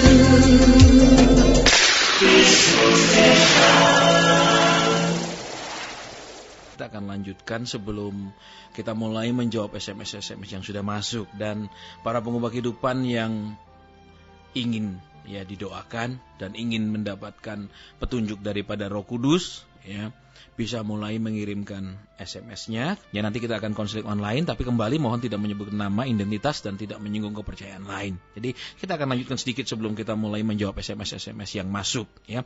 Dan perlu saya ingatkan juga bahwa nanti waktu kami menjawab baik SMS maupun konseling online, ya, interaktif yang masuk, ya, kita tidak akan menjawab saudara-saudara semua dengan jawaban normatif, dalam arti ya misalnya ibu harus banyak doa, harus lebih sabar, harus lebih beriman, ya harus lebih banyak doa. Itu jawaban yang terlalu umum dan tidak menjawab apapun. Ya, kita punya Roh Kudus yang menghubungkan, yang menjadi pengantara kita dengan Bapa di surga. Kita punya Roh Kudus yang bisa memberikan petunjuk daripada Bapa kita di surga, apa yang menjadi solusi, jalan keluar, akar daripada permasalahan kita. Bukan hanya sekedar ya berdoalah, ya percayalah, ya. Itu tidak menjawab apapun. Sama dengan orang sakit, ya banyak istirahat, padahal dia kanker. Kanker tidak akan bisa disembuhkan dengan banyak istirahat. Jadi tidak menjawab. Kemudian misalnya, oh Bapak kenapa demam? Ya sudah, minum obat penurun demam. Padahal mungkin dia kena infeksi parah, maka demam. Tidak menjawab apapun. Tapi kita punya Roh Kudus yang bisa menjawab segala macam masalah. Karena firman Tuhan bilang Yesuslah jawaban. Berarti mesti ada jawabannya, mesti ada jawabannya, mesti ada jawabannya. Baik, saya lanjutkan sedikit dulu sebelum kita mulai menjawab SMS yang masuk. Dan sesudah itu kita akan buka konseling online, ya silakan bisa menelpon langsung. Bah, para pengubah kehidupan kita lihat. Ya, saya akan ulang sedikit kasus demi kasus yang terjadi, ya, yang bisa diaplikasikan, yang bisa kita belajar daripada kebenaran firman yang tadi kita dengarkan. Ya, lihat kembali di sini. Ya, pada pergantian tahun. Ya, semua kita senang ketika sesuatu yang baru kita terima, rumah yang baru, mobil yang baru, ya kan? Ya, senang, ya. Tetapi kita lihat, ya, sesuatu yang baru hanya datang ketika yang lama berlalu. Iya kan? Firman Tuhan katakan juga ketika Yesus mengajar, dia katakan apa? Oh, ahli-ahli Taurat yang mendengarkan firman Tuhan tentang kerajaan Allah itu seperti orang-orang yang mengeluarkan perbendaharaannya yang lama dan yang baru. Yang menarik adalah ketika kita mendengarkan firman Tuhan, Tuhan katakan kita bukan hanya membuang konsep lama kita yang salah, atau konsep lama kita yang kurang tepat. Bahkan konsep yang baru kita dengar pun, ketika ada pembukaan rahasia firman yang baru, itu harus dibuang lagi, itu harus disingkirkan. Ya, kita tidak berjalan dengan pewahyuan yang lama. Kita tidak berjalan dengan roti yang sudah dibuat 5 tahun lalu. Kita tidak makan dengan roti yang seperti itu. Tapi kita menginginkan segala-galanya yang segar, yang fresh. Kiranya tahun ini, ya, jangan lagi kedukaan yang tahun lalu, kegagalan tahun lalu, masalah tahun lalu terus masih ikut sampai tahun ini. Mari dibuang, mari disingkirkan. Terus bagaimana Pak saya singkirkan masalah saya? Masalah itu bukan saya yang buat, suami saya yang buat. Sederhana sekali, seringkali banyak pasangan suami istri datang. Ya, ketika dalam konseling rumah tangga, mereka selalu saling menyalahkan di depan saya. Mereka selalu bilang mereka sudah melakukan bagian mereka, tapi pasangan yang tidak melakukan. Mereka akan bilang, bukan saya sebabnya Pak, dia sebabnya. Ya, pertengkaran tentu saja, maaf kata, hanya orang gila yang bisa bertengkar dengan dirinya sendiri. Coba kita perhatikan orang gila, dia bisa teriak sendiri, dia bisa ngomel sendiri, dia bertengkar dengan dirinya sendiri. Ya, tetapi orang normal tidak bisa bertengkar sendirian. Dia harus ada pasangan bertengkarnya. Berarti apa? Kenapa bisa ada pertengkaran? Berarti ada yang menanggapi, ada yang meresponi sehingga pertengkaran itu terus berkobar. Nah, kita mau lihat sekarang. Iya, firman Tuhan katakan ketika sepasang suami mereka menikah, mereka tidak lagi 2 tapi 1. Berarti apa? Ada separuh bagian masing-masing yang harus disingkirkan. Ada separuh dari hidup masing-masing yang harus diserahkan. Ya, saya ingat ketika saya menikah. Ya. Saya punya waktu dengan teman-teman harus saya kurangi. Saya punya waktu untuk mengerjakan hobi saya harus saya kurangi. Kenapa? Karena saya punya istri. Saya tidak bilang, terima kasih istriku, kamu harus mengerti sejak dulu hobiku seperti ini. Dan jangan pernah minta aku mengurangi waktunya. Dukunglah aku. Nah, itu sikap seperti Daud. Hanya dia tuntut orang lain. Membereskan segala sesuatu, mengerjakan segala sesuatu, dia santai. Ya, kita lihat lagi kembali di sini. Banyak sikap-sikap. Ya. Misalnya sebagai orang tua, kita malas punya waktu mengajari anak. Udahlah, kirim dia ke kursus saja. Kirim dia, bayari dia kursus-kursus semua, pokoknya sudah kasih sana. Ya. Kita tidak punya waktu untuk duduk bersama dia, mengerjakan PR, semua kita serahkan ke orang lain. Tapi ketika dia dewasa, kita berharap dia mau mendengarkan kita. Sementara masih dia kecil, kita tidak punya waktu untuk mendengarkan dia, komunikasi dengan dia, punya waktu bersama dia. Saya masih ingat satu orang yang mungkin ya buat banyak di antara kita orang ini sangat beruntung. Dia anak seorang pengusaha. Ya. Sejak kecil, ya. SMP dia di Jakarta, SD dia di Jakarta, SMP dia di Singapura, SMA dia di Australia, kuliah dia di Amerika. Dia anak seorang pengusaha. Mungkin banyak orang bilang, waduh itu yang saya inginkan Pak. Saya ingin dari kecil sudah bisa sekolah di luar negeri. Tetapi apa yang terjadi? Dia tamat dari Amerika dengan gelar sarjana. Dia katakan, saya tidak bisa mengampuni orang tua saya. Saya tidak menyukai mereka. Saya benci kepada mereka. Padahal kalau kita perhatikan, anak ini masih bersyukur kepada orang tuanya. Dia mendapatkan pendidikan yang terbaik. Dari kecil. SD di Jakarta, SMP-nya dia di Singapura, ya, SMA dia di Australia, kuliah di Amerika. Wah, hidup yang enak, hidup yang luar biasa. Banyak orang menginginkannya, tapi dia katakan tidak. Saya kehilangan masa kecil saya. Ketika musim liburan saya ingin pulang untuk dekat dengan orang tua saya. Papa mama bilang sudah tinggal di sana saja, tidak usah pulang. Apa yang dia butuhkan? Kedekatan dengan orang tuanya. Dia butuh mungkin cerita kepada orang tuanya. Dia butuh kasih orang tuanya, perhatian orang tuanya.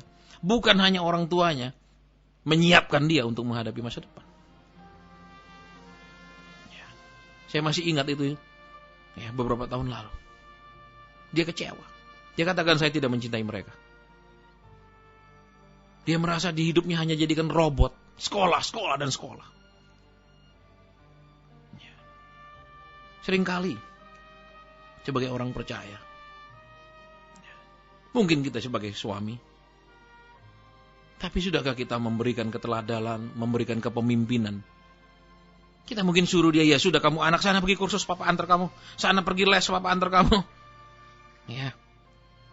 Terus kalau ada kerjaan PR, suruh guru les datang ke rumah. Kita jadi demikian sibuknya dengan berbagai macam alasan dan pembenaran. Daud, dia suruh semua segenap sumber daya Israel. Dia tidak melakukan apa-apa. Ya. Bukankah banyak istri-istri yang kepahitan ketika hanya dia yang disuruh berubah? Ketika hanya dia yang disuruh untuk mengerti, menerima keadaan. Ketika hanya dia yang disalahkan ketika sesuatu terjadi buruk. Sementara suaminya tidak memberikan penjelasan apa yang harus dilakukan. Tidak memberikan terperinci apa keputusan. Tiap melakukan keputusan dipersalahkan. Tapi kalau tanya gimana Pak? Terserah kamu. Iya. Mari kita akhiri sikap-sikap seperti itu. Untuk mengawali sesuatu yang baru. Kita tahu kehidupan rumah tangga paling berpengaruh dalam pola pembentukan karakter orang di masa kemudian. Ya. Di dalam rumah tangga lah banyak sekali sistem nilai yang dibawa di dalam ketika anak-anak itu menikah dan membentuk rumah tangga yang baru. Saya banyak menangani konseling-konseling rumah tangga. Ketika suami istri bertengkar karena membawa kebiasaan, sistem nilai, tata nilai di dalam keluarga mereka masing-masing. Ya. Ada keluarga yang bilang, oh di rumah tangga kami tidak seperti itu. Ya, si istri katakan begitu, si suami juga bilang, oh di rumah tangga, di papa mama saya juga tidak seperti itu, tidak pernah seperti itu. Mereka masing-masing mengagungkan keluarganya sendiri. Mereka masing-masing di dalam rumah tangga mereka ingin menciptakan rumah tangga yang seperti orang tua mereka masing-masing. Sehingga terjadi bentrokan kepentingan dan bentrokan idealisme di dalamnya. Ketika sebuah rumah tangga baru terjadi, mari diciptakan konsensus rumah tangga baru ini bagaimana. Jangan menjadikan imitasi daripada rumah tangga lama. Dengan alasan, maaf di rumah tangga saya tidak ada begini. Ya papa mama saya dulu tidak begini. Ini kan rumah tangga baru. Tidak merupakan imitasi, jiplakan daripada rumah tangga lama. Mari sepasang suami istri duduk. Dikonsensuskan rumah tangga kita seperti apa. Kepada anak gimana? Contohnya, ya, ada suami yang belajar dari papanya. Papanya kalau selama hidupnya itu kenapa? Memberikan mama uang itu, uang belanja itu harian. Ya, tiap ada kebutuhan baru dikasih. Kurang kecap, mamanya akan bilang, "Pak, habis kecap. Oh ya, ini uang kecap, pergi beli." Kurang gula, ini uang gula. Ya, kemudian anaknya memperlakukan istrinya seperti itu. Tiap ada butuh baru minta. Itu kan tidak lebih daripada pembantu. Padahal itu istri. Ya. Maka jadi bentrok. Kenapa? Kamu pikir aku pembantu? Butuh bilang nggak ada kecap baru kasih uang kecap. Nggak ada garam kasih uang garam. Kenapa nggak dikasih dia pegang untuk 1 bulan? Ini mah 1 bulan. Ya atur. Kan lebih nyaman. Tapi banyak orang kemudian apa? Mau menerapkan apa yang dia lihat, apa yang menjadi kebiasaan di orang tuanya dan diterapkan ke keluarga baru. Ini menjadi bentrok. Saya banyak melayani konseling-konseling karena keduanya tidak mengerti. Kata firman Tuhan katakan apa? Mereka keduanya menjadi satu daging. Mereka menjadi satu kesatuan yang baru. Tidak menjadi jiplakan, tidak menjadi tiruan daripada keluarga orang tuanya. Ya. Para pengubah kehidupan. Semua kita ingin kesusahan diakhiri. Pergumulan yang berat, kekurangan, pertengkaran, kekacauan, semua kita ingin diakhiri. Tapi itu seperti tidak berakhir. Karena tidak berakhir, tidak ada suatu awal yang baru. Nah, sekarang bagaimana sikap kita supaya itu berakhir? Jelas tadi kita sudah perhatikan. Ya. Kita tidak boleh saling lempar tanggung jawab. Ya, saling menuntut pihak lain yang mengerjakan dan membereskan. Tapi mari kita duluan melakukannya. Mari kita duluan mengerjakannya. Ya beberapa waktu lalu, ya saya ngobrol dengan sepasang suami istri. Istrinya mengeluh. Suaminya mengeluh. Dia katakan, iya istri saya diajak nonton. Nggak mau. Ya kadang kan mereka punya DVD nonton itu film, action atau apa. Istrinya nggak tertarik. Ya, tapi istrinya ngomel terus. Setiap saat. Bos suami saya tidak seperti yang saya mau. Suami saya ini bukan suami yang ideal. Bahkan terlontar kata-katanya, saya menyesal menikah dengan suami saya. Tapi apakah dia melihat dia sudah menjadi ideal di hadapan suaminya? Tidak. Dia hanya menuntut.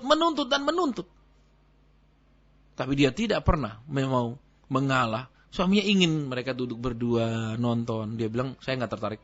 Saya nggak hobi nonton film. Nah, tapi kalau apa yang dia inginkan, suaminya harus bilang iya, dan setuju dan senang.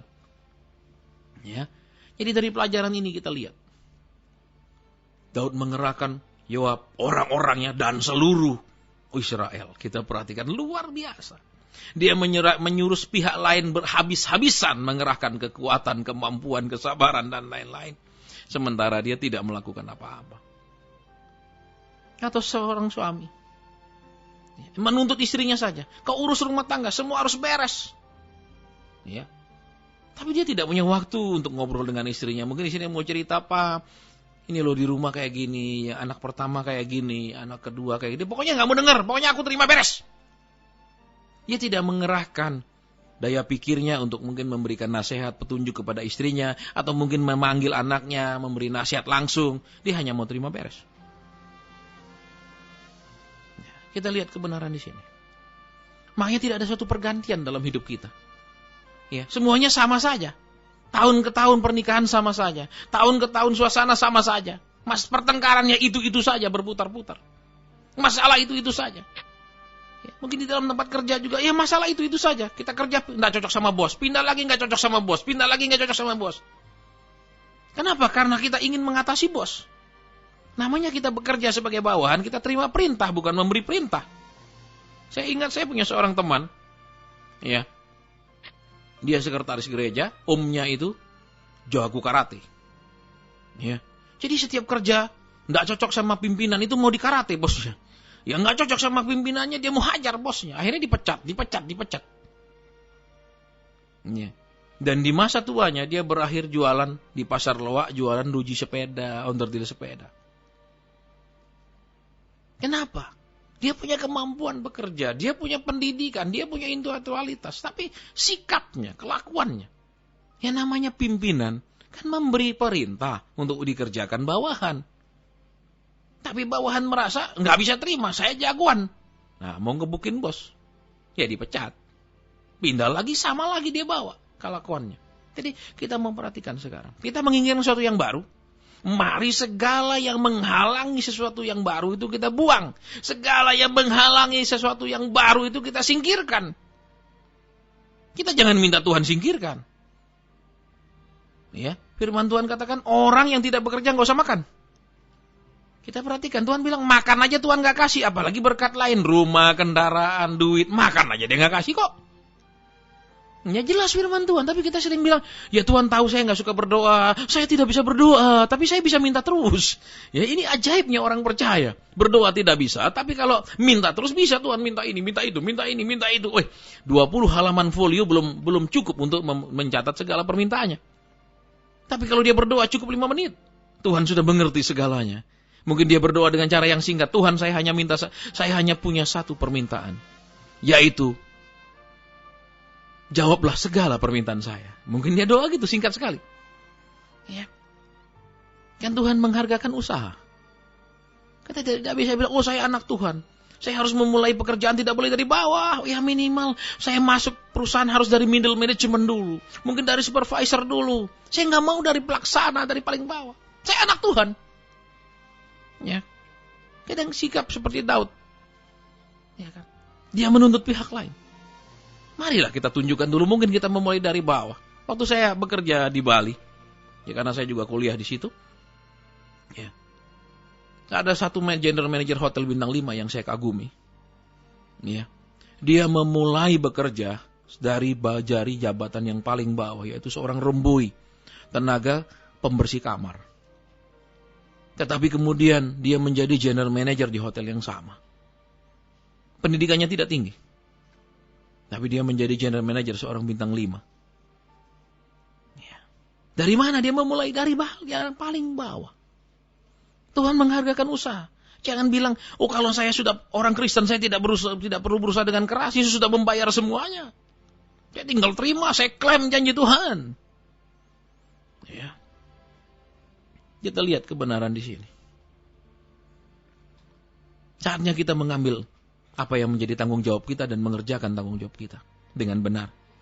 Tidak hanya menuntut pihak lain mengerjakannya. Tidak hanya menuntut pihak lain membereskan segala sesuatunya. Dan kita duduk terima beres. Ya, saya yakin. Kalau kita sebagai karyawan, kita tidak hanya menuntut perusahaan menggaji kita, tapi kita berprestasi. Ya. Saya banyak ketemu para pengusaha besar yang punya karyawan sampai beberapa puluh ribu orang. Mereka selalu bilang apa? Bapak, kami butuh karyawan. Loh, heran loh. Bagaimana perusahaan besar masih tetap butuh karyawan? Padahal yang ngelamar kerja nggak kurang-kurang. Ternyata yang mereka butuhkan sering mereka tidak temukan. Yang mereka cari yang berintegritas. Yang mereka cari karyawan yang all out. Karyawan yang punya sense of belonging. Bukan hanya kerja minimal ya, yang penting jam mulai jam 8 masuk kantor, jam 4 pulang, 8 masuk, jam 4 pulang. Tapi yang punya prestasi. Jadi kalau kita perhatikan para pengubah kehidupan, mari kita akhiri sikap menuntut orang lain. Kita akhiri sebagai umat Tuhan hanya menuntut Tuhan menggenapi janjinya. Mari kita akhiri. Mari kita bertanggung jawab untuk taat karena kita umat Tuhan. Mari kita bertanggung jawab untuk belajar kepada Tuhan karena kita anak yang harus mau belajar. Kemudian kalau kita firman Tuhan katakan kita sebagai hamba, mari kita taati Tuhan kita, kerjakan yang disuruhkannya. Ya, jangan tidak bekerja tapi tuntut gaji. Ya, tidak melakukan firman Tuhan, tuntut penggenapan janji Tuhan. Jadi kita mau lihat. Ya, pada siaran ini, semua kita ingin mengakhiri semua yang buruk dan segala sesuatu yang baik supaya segera dimulai, segera kita dapat dan peroleh. Tapi kita sudah belajar kuncinya. Mari akhiri segala yang menghalanginya. Mari akhiri segala yang membuat kita tidak bisa mencapainya. Rasul Paulus sudah kasih contoh kan. Aku berlari-lari ke depan kepada tujuan. Ya, dan Rasul Paulus juga tuliskan, mari kita menanggalkan beban-beban dan dosa yang menghalangi kita. Ya. Kesalahan-kesalahan kita menghalangi yang baik dari hidup kita. Ya. Dosa-dosa kita menghalangi kita melihat kegenapan janji Tuhan. Mari kita hidup benar. Mari kita hidup sesuai firman Tuhan. Tidak hanya menjadi umat Tuhan. Ya. Jadi Kristen yang Kristiani. Jangan di mobilnya ditulis misalnya believe or not Jesus is coming. Tapi naik mobil ngebut-ngebut, nyalipnya sebelah kiri, ya, sampai orang maki-maki misalnya, ya. Itu kan kita tidak menjadi orang percaya yang menjadi berkat. Ya.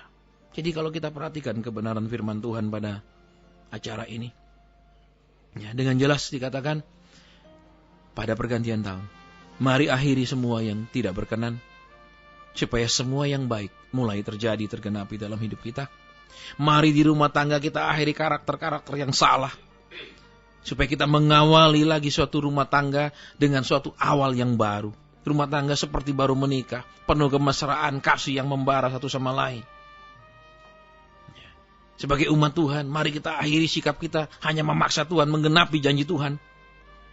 Tapi mari, supaya kenapa? Mari kita segera awali beribadah dengan tulus ikhlas, mentaati Tuhan, bukan hanya menuntut Tuhan. Ya, sebagai karyawan, kita tidak hanya ingin gaji naik terus, tapi tunjukkan prestasi. Karena kalau di perusahaan-perusahaan yang besar kan ada yang namanya performance review. Setiap tahun, setiap perusahaan itu ada penilaian dari setiap karyawan, ada dinilai ya performance-nya, unjuk kerjanya. Itu yang menentukan. Ya, kita tidak perlu pergi orang pintar, pergi dukun, cari pengasihan supaya kita dikasih atasan. Tapi tunjukkanlah performance kerja yang baik. Jangan hanya nuntut saya orang Kristen. Saya nggak mau kerjaan mulai dari bawah. Ya, kita tahu Daud mulai dari mana. Dari gembala domba. Dan Alkitab juga catat dombanya tidak banyak. Kakaknya sendiri bilang, waktu dia ditugaskan oleh bapaknya untuk mencari, mengantarkan makanan ke kakak-kakaknya. Kakaknya bilang apa? Di mana domba yang berapa ekor itu? Hanya beberapa ekor, tidak banyak. Dia memulai dari hal yang sederhana. Ya. Mari orang percaya. Mungkin saat ini kita punya kerjaan, ya jabatan, ya, atau gaji mungkin semua dimulai dari bawah. Tapi mari kita akhiri sikap ngeluh, sikap tidak berterima kasih, supaya kita mulai masuk ke awal yang luar biasa, supaya kita mulai masuk ke awal yang dahsyat, sehingga kita bilang benar, sehingga kita bisa bersaksi seperti Daud katakan di Mazmur, kecap dan lihat betapa baiknya Tuhan. Wajah kita tidak merengut penuh masalah. Kita tahu orang Kristen itu adalah iklannya Tuhan, bintang iklannya. Bagaimana orang bisa percaya Yesus kalau lihat orang Kristen muka manyun, mata kuyu? Ya, katanya dia punya Tuhan yang maha dahsyat, punya Tuhan yang maha kuasa. Dia sendiri masalah nggak pernah selesai. Iya, kita tahu kalau sabun kecantikan ya, mesti iklannya orang-orang cantik, nggak mungkin orang-orang jelek. Iya kan? Ya, sabun colek aja iklannya orang-orang cantik. Saya itu sabun colek hanya untuk cuci baju. Apalagi kalau sabun mandi. Ya, jadi umat Tuhan, setiap orang yang menginginkan sesuatu awal yang baru dan segala yang buruk berakhir, mari kita akhiri segala keburukan kita. Baik, jadi sesi firman Tuhan sudah selesai. Ya, kita akan mulai menjawab SMS yang masuk, ya. Ya, dan kalau ada yang mau langsung menelpon, bisa langsung menelpon sehingga kita bisa jawab langsung, ya. Tapi tolong waktu saya sudah menelpon tidak langsung menutup teleponnya, karena kita akan berdoa dan kemudian silakan diuji pernyataan dari Roh Kudus benar atau tidak di dalam hidup orang itu. Jadi kita akan masuk ke sesi tanya jawab, ya, sesi online interaktif. Kita akan dengarkan satu pujian dulu, kemudian kita akan masuk ke sesi itu. Ya, sobat terkasih, kita sudah memasuki sesi konseling interaktif ini, dan kita juga sudah menerima beberapa SMS ini, Pak Hasan Suendra. Ya, ini ada SMS. Saya adalah bapak 60 tahun dengan 2 orang anak sudah dewasa. Yang kecil sudah bekerja, wanita. Saya pernah kerja di swasta, tapi sekarang tidak punya penghasilan, sedangkan hidup terus berjalan dan perlu biaya. Hasil kerja anak untuk kuliahnya, sehingga untuk biaya rumah tangga harus hutang. Apa yang salah dengan saya dan bagaimana solusinya? Terima kasih. Ya, baik. Jadi biasanya kan gini, kalau dikasih jawaban normatifnya, ya Bapak harus bersyukur, ya Bapak harus ya berdoa supaya Tuhan buka jalan. Ya, itu kadang-kadang kan tidak jelas semua. Ya, jadi apa? Saya tidak tahu. Saya tidak kenal Bapak itu juga, ya. Jadi mungkin ada yang pesimis gini, wah paling temannya yang SMS, ya. Mungkin ada yang gitu, ya. Jadi mungkin ya cara membuktikan bahwa memang Roh Kudus itu bisa berbicara, bahwa memang Tuhan bisa memberikan petunjuk secara verbal langsung, ya. Mungkin nanti bisa datang waktu acara jumpa dengan saya, boleh malam ini, ya, jadi bisa membuktikan langsung kebenarannya. Jadi supaya enggak, mungkin temannya sendiri yang SMS, misalnya gitu. Ada yang pesimis, skeptik kan, bisa nanti ketemu saya, jumpa dengan saya di malam ini, nanti mungkin Mbak Eno yang umumkan, ya. Jadi saya tidak tahu apa yang terjadi dengan Bapak ini, tapi saya ingin berdoa buat Bapak ini, ya. Kenapa hanya anaknya satu saja yang bekerja, kemudian saat ini dia kan perlu menyambung hidup, ya. Orang hidup minimal makan 3 kali, kemudian belum listrik, air dan lain-lain yang dibutuhkan untuk rumahnya. Baik, ya, kita akan berdoa. Bapak Surgawi, kami tidak tahu siapa Bapak ini, tetapi Engkau kenal dia siapa, karena Engkau bukanlah hanya Tuhan kami, tetapi ya firman-Mu mengatakan Yesus sudah diangkat menjadi Tuhan bagi umat manusia, kata firman-Mu di Kisah Rasul. Bapak, adakah sesuatu yang hendak Engkau sampaikan kepada Bapak ini? Entah merupakan solusi, petunjuk, jalan keluar yang harus diambil, ataupun sebuah teguran, ataupun sebuah nasihat. Hamba tidak tahu. Engkau yang tahu persis apa yang menjadi kehendak-Mu kepada Bapak ini. Terima kasih. Dalam nama Tuhan Yesus kami sudah berdoa. Amin. Baik, jadi untuk Bapak ini saya mohon kalau bisa, kalau dia masih terus mendengar, saya mohon dia meng-SMS kembali. Ya, Roh Kudus katakan begini, anakku itu keras. 2 kali diulang kata keras. Yang saya ingin tanya, apakah Bapak ini memang punya karakter keras? Jadi saya mohon kalau bisa dia meng-SMS saya kembali, sehingga saya bisa kalau boleh, bahkan mungkin kalau dia ada di sekitar kota Solo, alangkah baiknya kalau dia bisa menelpon langsung, sehingga saya bisa komunikasi langsung, tidak terus menunggu SMS, tapi saya akan tanyakan kebenarannya. Karena Roh Kudus bilang keras. Jadi ada 2 hal yang bisa saya tangkap kalau Roh Kudus bilang keras, yang pertama adalah bisa bapak ini memang karakternya sangat keras. Yang kedua, bisa ada sesuatu yang Tuhan misalnya suruh dia bereskan, ada sesuatu yang Tuhan suruh dia kerjakan, tapi dia terus bertahan tidak mau melakukannya. Itu namanya keras. Ya, jadi alangkah baiknya kalau bapak ini bisa menelpon langsung sehingga kita bisa komunikasi, sehingga saya bisa tanyakan langsung kebenarannya. Tapi mungkin kalau dia merasa tidak nyaman, mungkin dia masih ada di kantor atau gimana, ya, atau sedang perjalanan, dia bisa SMS kembali. Iya. Baik, kita ke SMS berikutnya ini. Saya berdagang obat batik peninggalan orang tua, tapi saya mensia-siakan kesempatan untuk sukses dengan tidak dapat memerangi kemalasan saya. Mohon solusi, umur saya 44 tahun. Baik, begini. Waktu saya kuliah di Akademi Perhotelan, saya punya langganan seorang tukang bakso. Saya masih ingat, ya, malam saya sering makan di sana karena maklum anak kos, zaman itu juga tidak ada ATM, zaman itu kami mesti tunggu wesel pos kalau ada kiriman dari orang tua, sehingga kami harus hidup berhemat, ya, nggak bisa sembarang. Saya sering malam makan di sana karena murah, ya, dan mengenyangkan. Kalau anak kos yang penting murah dan mengenyangkan. Masalah gizinya mungkin itu nanti saya sudah sukses. Ya, pernah dia ngomong sama saya gini, "Dek, sekolah kuliah di sini ya?" "Iya, Pak." "Kalau sekolah itu baik-baik ya. Jangan main-main, sungguh-sungguh ya, serius ya. Jangan seperti saya," dia katakan. "Saya ini dulu anaknya orang kaya. Di desa saya sangat kaya. Ya, orang tua saya. Tapi kemudian saya karena orang tua kaya, saya nggak mau sekolah. Ya. Kemudian orang tua meninggal, semua tanah warisan di desa dijual. Ya, dia jual bakso bukan seperti bakso sekarang ini, seperti bakso Solo kan, sukses berhasil, bukan. Rombongnya kecil, butut, jelek, ya. Itu yang saya ingat, dia tidak sukses ya, harganya pun sangat murah. Jadi dia hidup pas-pasan sekali." Dia katakan seperti itu. Memang kadang kita tahu, seperti orang Israel. Orang Israel waktu hidup di Goshen kan. Mereka hidup di Goshen, katakan dipilihkan Yusuf tempat yang sangat subur. Sehingga apa? Ketika mereka keluar dari padang gurun, mereka selalu ngeluh di jalan. Kenapa? Orang yang biasa hidup nyaman, biasanya tidak bisa menghadapi tantangan, tidak tegar, tidak sanggup, tidak mampu menghadapi tantangan.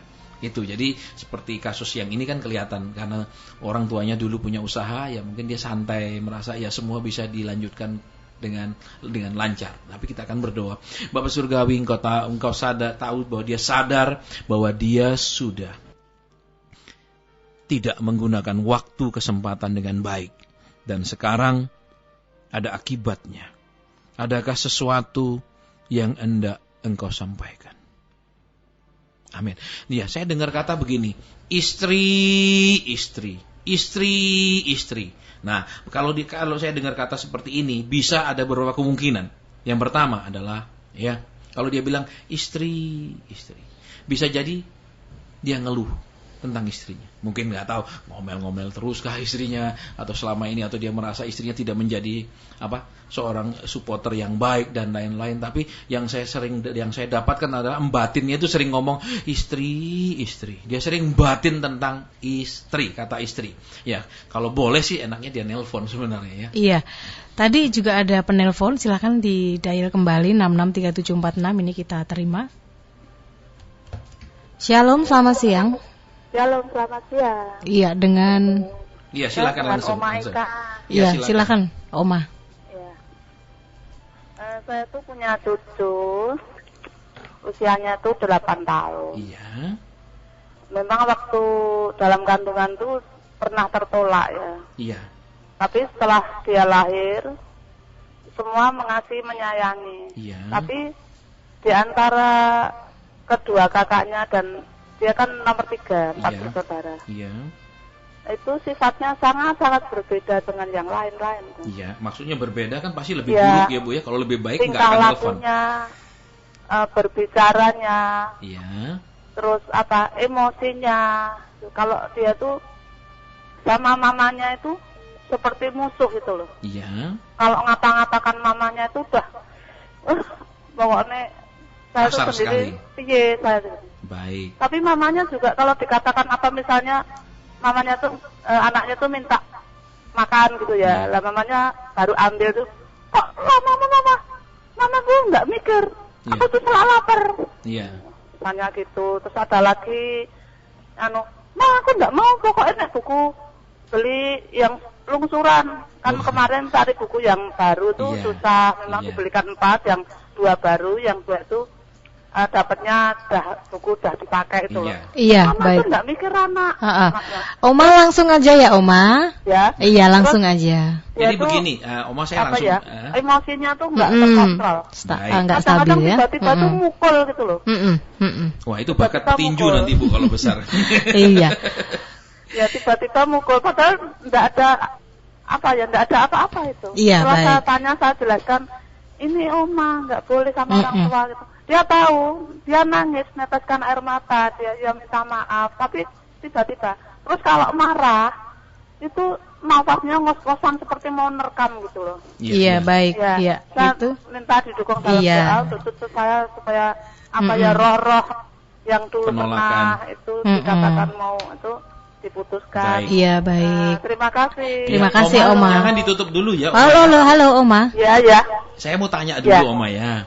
Waktu anak itu dalam kandungan ditolak kan, biasanya kalau penolakan kan biasanya itu kehamilan yang tidak direncanakan ya, biasanya gitu toh. Kok punya anak lebih atau gimana, itu biasanya kan penolakannya seperti itu Oma ya. Nah, kemudian sekarang begini, pernahkah ibunya meminta maaf atas penolakan itu ke anaknya? Ya pernah, cuman nggak dikatakan langsung gitu loh. Cuma Nggak di dalam bisa, hati itu. nggak bisa Ibu. Jadi gini Oma ya, minta ibunya peluk anak ini, terus doanya seperti ini Oma. Iya. Ya Tuhan, aku minta ampun, kami pernah menolak anak ini ketika dia di kandungan. Iya. Terus peluk dia bilang, ampuni kami semua yang menolak engkau. Kami sekarang menerima engkau sepenuhnya. Itu harus diperkatakan dan dipeluk anak itu. Iya. Jadi nggak bisa dalam hati Oma. Jadi gini loh ya, kalau sekarang Oma dulu sama Opa kan, kalau bisa nggak minta maaf dalam hati? Iya. Bisa. Waktu dulu misalnya Opa salah, Oma salah, saya sudah minta maaf dalam hati. Iya, nggak bisa. Ya nggak bisa toh. Harus dikatakan. Iya, jadi sekarang coba sekarang gini, minta Oma punya anak ya, minta maaf kepada sang cucu. Jangan bilang gini loh, tapi masa orang tua minta maaf sama lo, yang salah yang minta maaf terserah usianya berapa, kedudukannya apa kan? Iya. Nah, jadi sekarang kalau dia di rumah minta peluk anak itu, terus katakan, kami memohon Tuhan ampuni kami sudah menolak anak ini. Terus peluk anak ini, katakan sebut namanya, terus apa? Ampuni kami yang sudah menolak engkau. Sekarang kami menerima engkau sepenuhnya.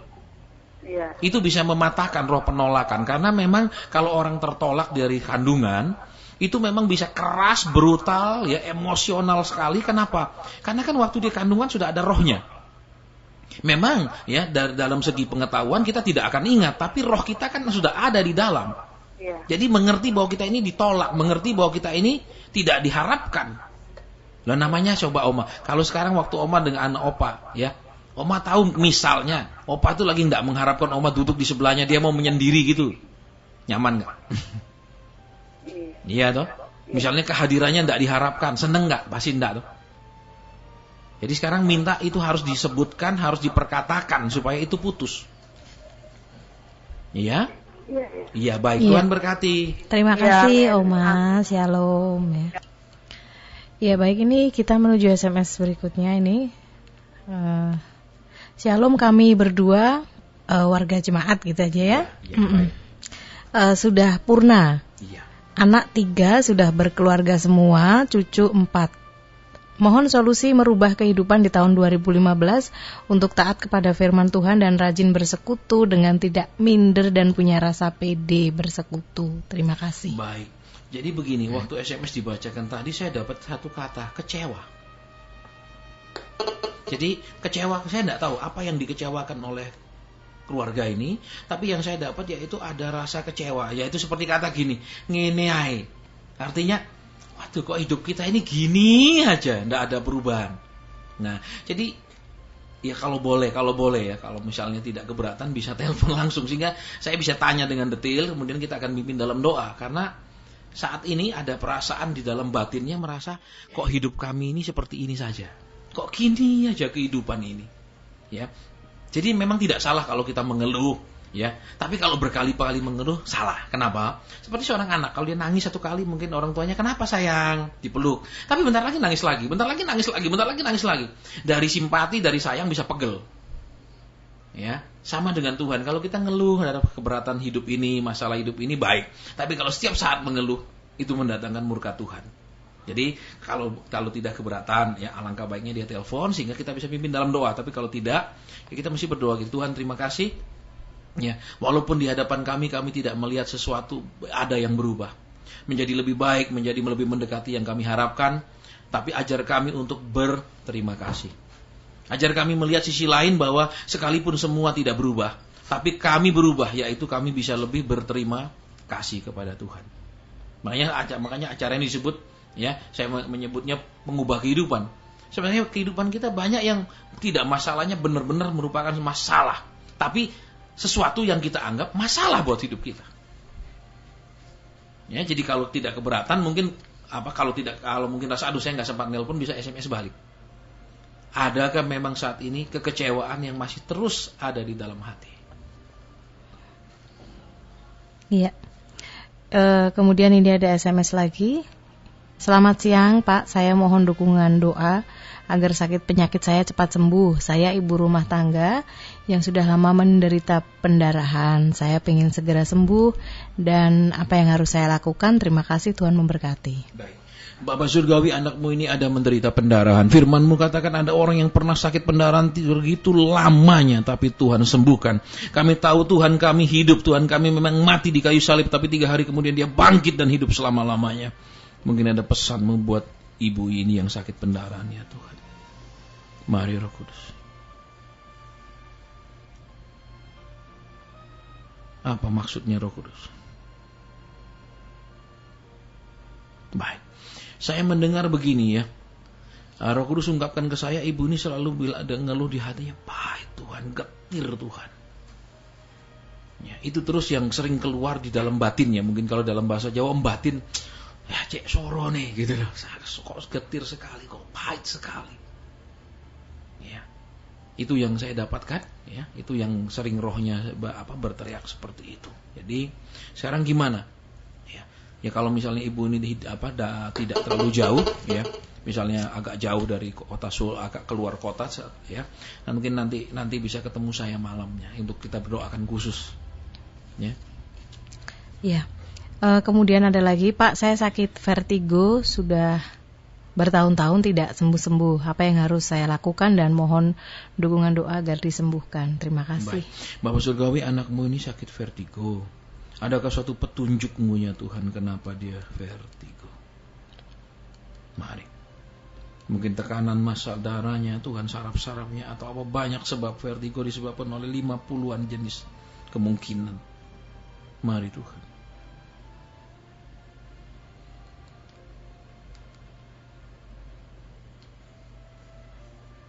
Amin. Saya perlu sampaikan kepadanya begini, saya mendengar kata dendam. Dia dulu pernah mengalami suatu kemarahan yang luar biasa sekali dalam hidupnya. Memang saat ini sudah reda, memang saat ini sudah tidak ada, ya, kemarahan itu. Tapi seperti kita membuka sebuah celah, ya, kemudian penyakit itu masuk, ya, sudah sempat terbuka dan sudah sempat masuk di dalam hidupnya. Jadi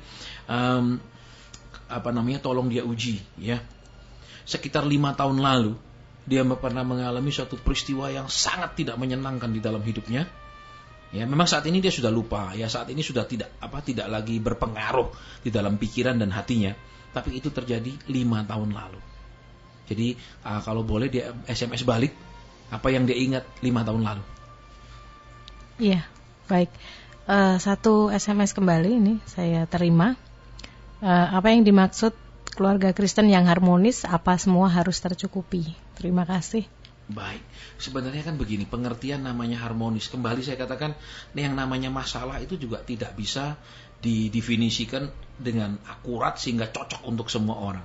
Ya, seperti tadi saya sampaikan, kalau orang kurang duit sedikit, ada yang bilang, enggak apa-apa, saya bisa ngurangi pengeluaran. Tapi buat ada yang lain, wah enggak bisa, ini masalah besar ini kalau kurang sedikit. Itu kan tiap orang kata masalah itu bisa berbeda artinya. Jadi terus tentang kata harmonis, ya. Ada orang yang tidak banyak menuntut. Dalam arti nerimo, ya, misalnya ya liburan misalnya sebulan sekali dengan keluarga, jalan-jalan kemana, mungkin cuma jalan-jalan ke mall sudah seneng, jalan-jalan ke taman sudah seneng. Tapi ada juga orang, wah harus jalan-jalan ke luar negeri, kalau cuma di kota-kota tidak bagus. Jadi kembali harmonis itu sebenarnya itu adalah apa? Suatu kondisi abstrak yang tercipta di dalam pikiran manusia, dan itu bisa berbeda-beda karena itu di dalam pikiran. Jadi ada orang melihat gandengan tangan itu sudah harmonis suami istri. Ada orang lihat keluarga malam bisa makan bareng semua, ngomong dengan enak, nonton TV bareng itu sudah harmonis. Jadi kembali ke sini ya, tidak ada satu definisi yang tepat yang bisa cocok diaplikasikan ke semua orang. Tapi kalau kita lihat firman Tuhan adalah harmonis itu yang bagaimana? Ketika sang suami ya itu menjadi imam, menjadi kepala, menjadi raja di rumah. Ya, kemudian ketika istri itu menjadi penolong, menjadi ibu rumah tangga, menjadi supporter suami yang luar biasa. Ya, kemudian ketika anak-anak ya, menghormati orang tua, anak-anak sekolah dengan baik, mentaati orang tua, seperti itulah sebuah keharmonisan. Iya. Ini Bapak yang tadi diminta telepon ternyata SMS ini Pak Hasan ya. Iya. Yang punya kemauan keras tadi. Iya. Memang kalau saya punya keinginan harus segera terrealisir, tapi yang berhubungan dengan Tuhan, saya tidak atau belum jelas dalam hal apa. Jadi saya harus bagaimana? Anak yang besar laki-laki baru bikin lamaran-lamaran. Sedang penolong yang dikirim Tuhan tidak mau tahu keadaan saya. Baik. Pokoknya suami harus bertanggung jawab. Saya sudah mencoba berbagai usaha tapi belum ada hasil, terima kasih. Baik, jadi kembali Tuhan tadi katakan kan dua kata, keras berarti dia diakui oleh Bapak ini dia keras dalam arti kurang sabaran, semua mesti serba cepat, semua mesti serba ya katakan tidak pakai lama-lama. Ya, ini juga Tuhan bilang keras. Kenapa? Tuhan melatih orang-orang itu percaya itu jadi orang yang sabar. Karena Tuhan pun disebut Tuhan yang sabar. Ya, Tuhan itu penyayang. Sabar kan yang nyayang nek salah ndak langsung dikaploi, nek nyayang itu ndak langsung dihajar, dipukul, dihukum, dikutuk dan lain-lain ya. Tapi seperti seorang anak yang disayang, diramut, dinasihati, ditegur. Seperti itu ya yang tadi. Berarti apa? Bapak ini sudah mengakui semuanya dia kurang sabar ya, keras, semua harus cepat. Berarti kalau hubungan dengan Tuhan apa? Ya. Kalau kita tidak sabar dalam hidup kita, berarti hubungan kita dengan Tuhan juga pasti rusak. Kenapa? Karena Tuhan disebut Tuhan yang sabar. Ya, Alkitab katakan dia Allah yang penyabar. Ya, nah, sekarang apa kalau hubungan dengan Tuhan? Berarti Bapak ini seringkali tidak bisa menerima waktu Tuhan kapan, dia tidak suka menunggu. Ya, nah, kalau orang tidak suka menunggu kan lebih banyak ngomelnya kalau tidak sabar. Ya, misalnya kita nunggu orang baru terlambat 5 menit kita waduh kok datang terlambat. Nah, tapi kalau kita sabar, mungkin ada halangan di jalan, mungkin macet. Nah, berarti apa? Yang pertama, ya, tadi dia katakan memang diakui dia tidak sabar, ya, dia keras begitu. Yang kedua, berarti selama ini ya kembali. Ya, segala sesuatu ada waktunya. Sekalipun Abraham taat kepada Tuhan, sekalipun Abraham sudah sampai di Kanaan, tidak langsung diberikan anak. Dia harus menunggu puluhan tahun untuk kemudian Ishak lahir. Berarti Bapak ini sekalipun sudah taat, sekalipun sudah melakukan ini itu, dia harus tetap menunggu waktu Tuhan. Berarti tetap ada segala sesuatunya tetap ada di tangan Tuhan. Gak bisa sudah kita lakukan ini, Tuhan langsung jawab. Segalanya tetap ada di tangan Tuhan. Ya, baik. Karena juga terbatasnya waktu, sobat terkasih. Jadi nantikan acara ini kembali untuk edisi berikutnya, untuk bulan depan. Untuk sobat terkasih yang tadi sudah disampaikan oleh Bapak Hasan Suhendra bahwa bisa bertemu dengan beliau, silakan nanti bisa datang ke Persekutuan Doa Pendewasaan dan Mukjizat di Solo. Untuk hari ini Rabu jam 19 sampai dengan selesai atau jam 7 malam sampai dengan selesai. Untuk semua sobat terkasih, Eno informasikan untuk berikutnya yaitu tanggal 4 Februari. Jadi nanti seperti yang sudah kita dengar tadi, karena ini merupakan perdana ya, siaran perdana. Jadi nanti disampaikan firman terlebih dahulu. Nanti silahkan bisa berinteraktif, line SMS ataupun line telepon dibuka. Terima kasih untuk kebersamaannya. Selamat siang, kita berjumpa di lain kesempatan. Shalom dan Immanuel.